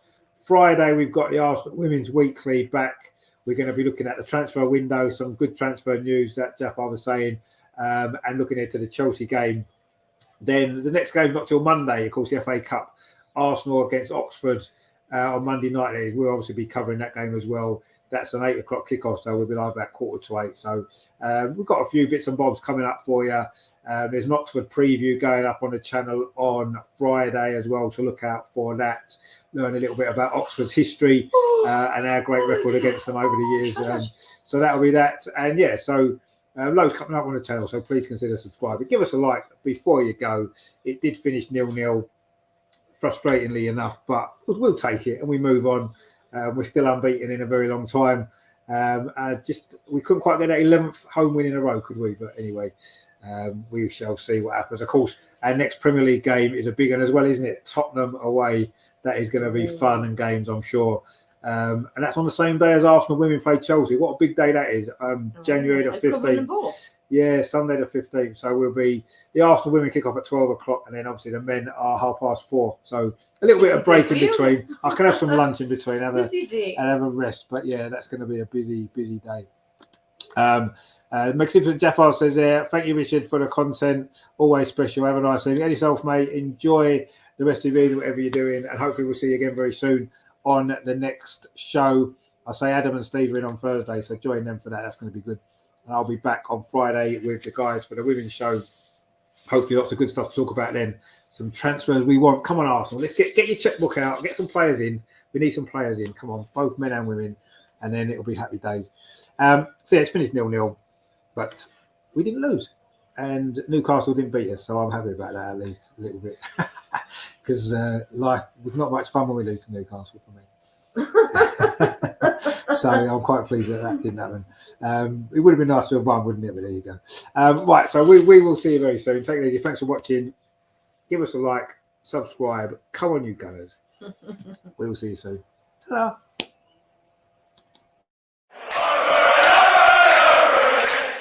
Real Martinelli. It's now with Granit Xhaka. Is it going to be the third goal? It is the third goal. Granit Xhaka with it. That seals it.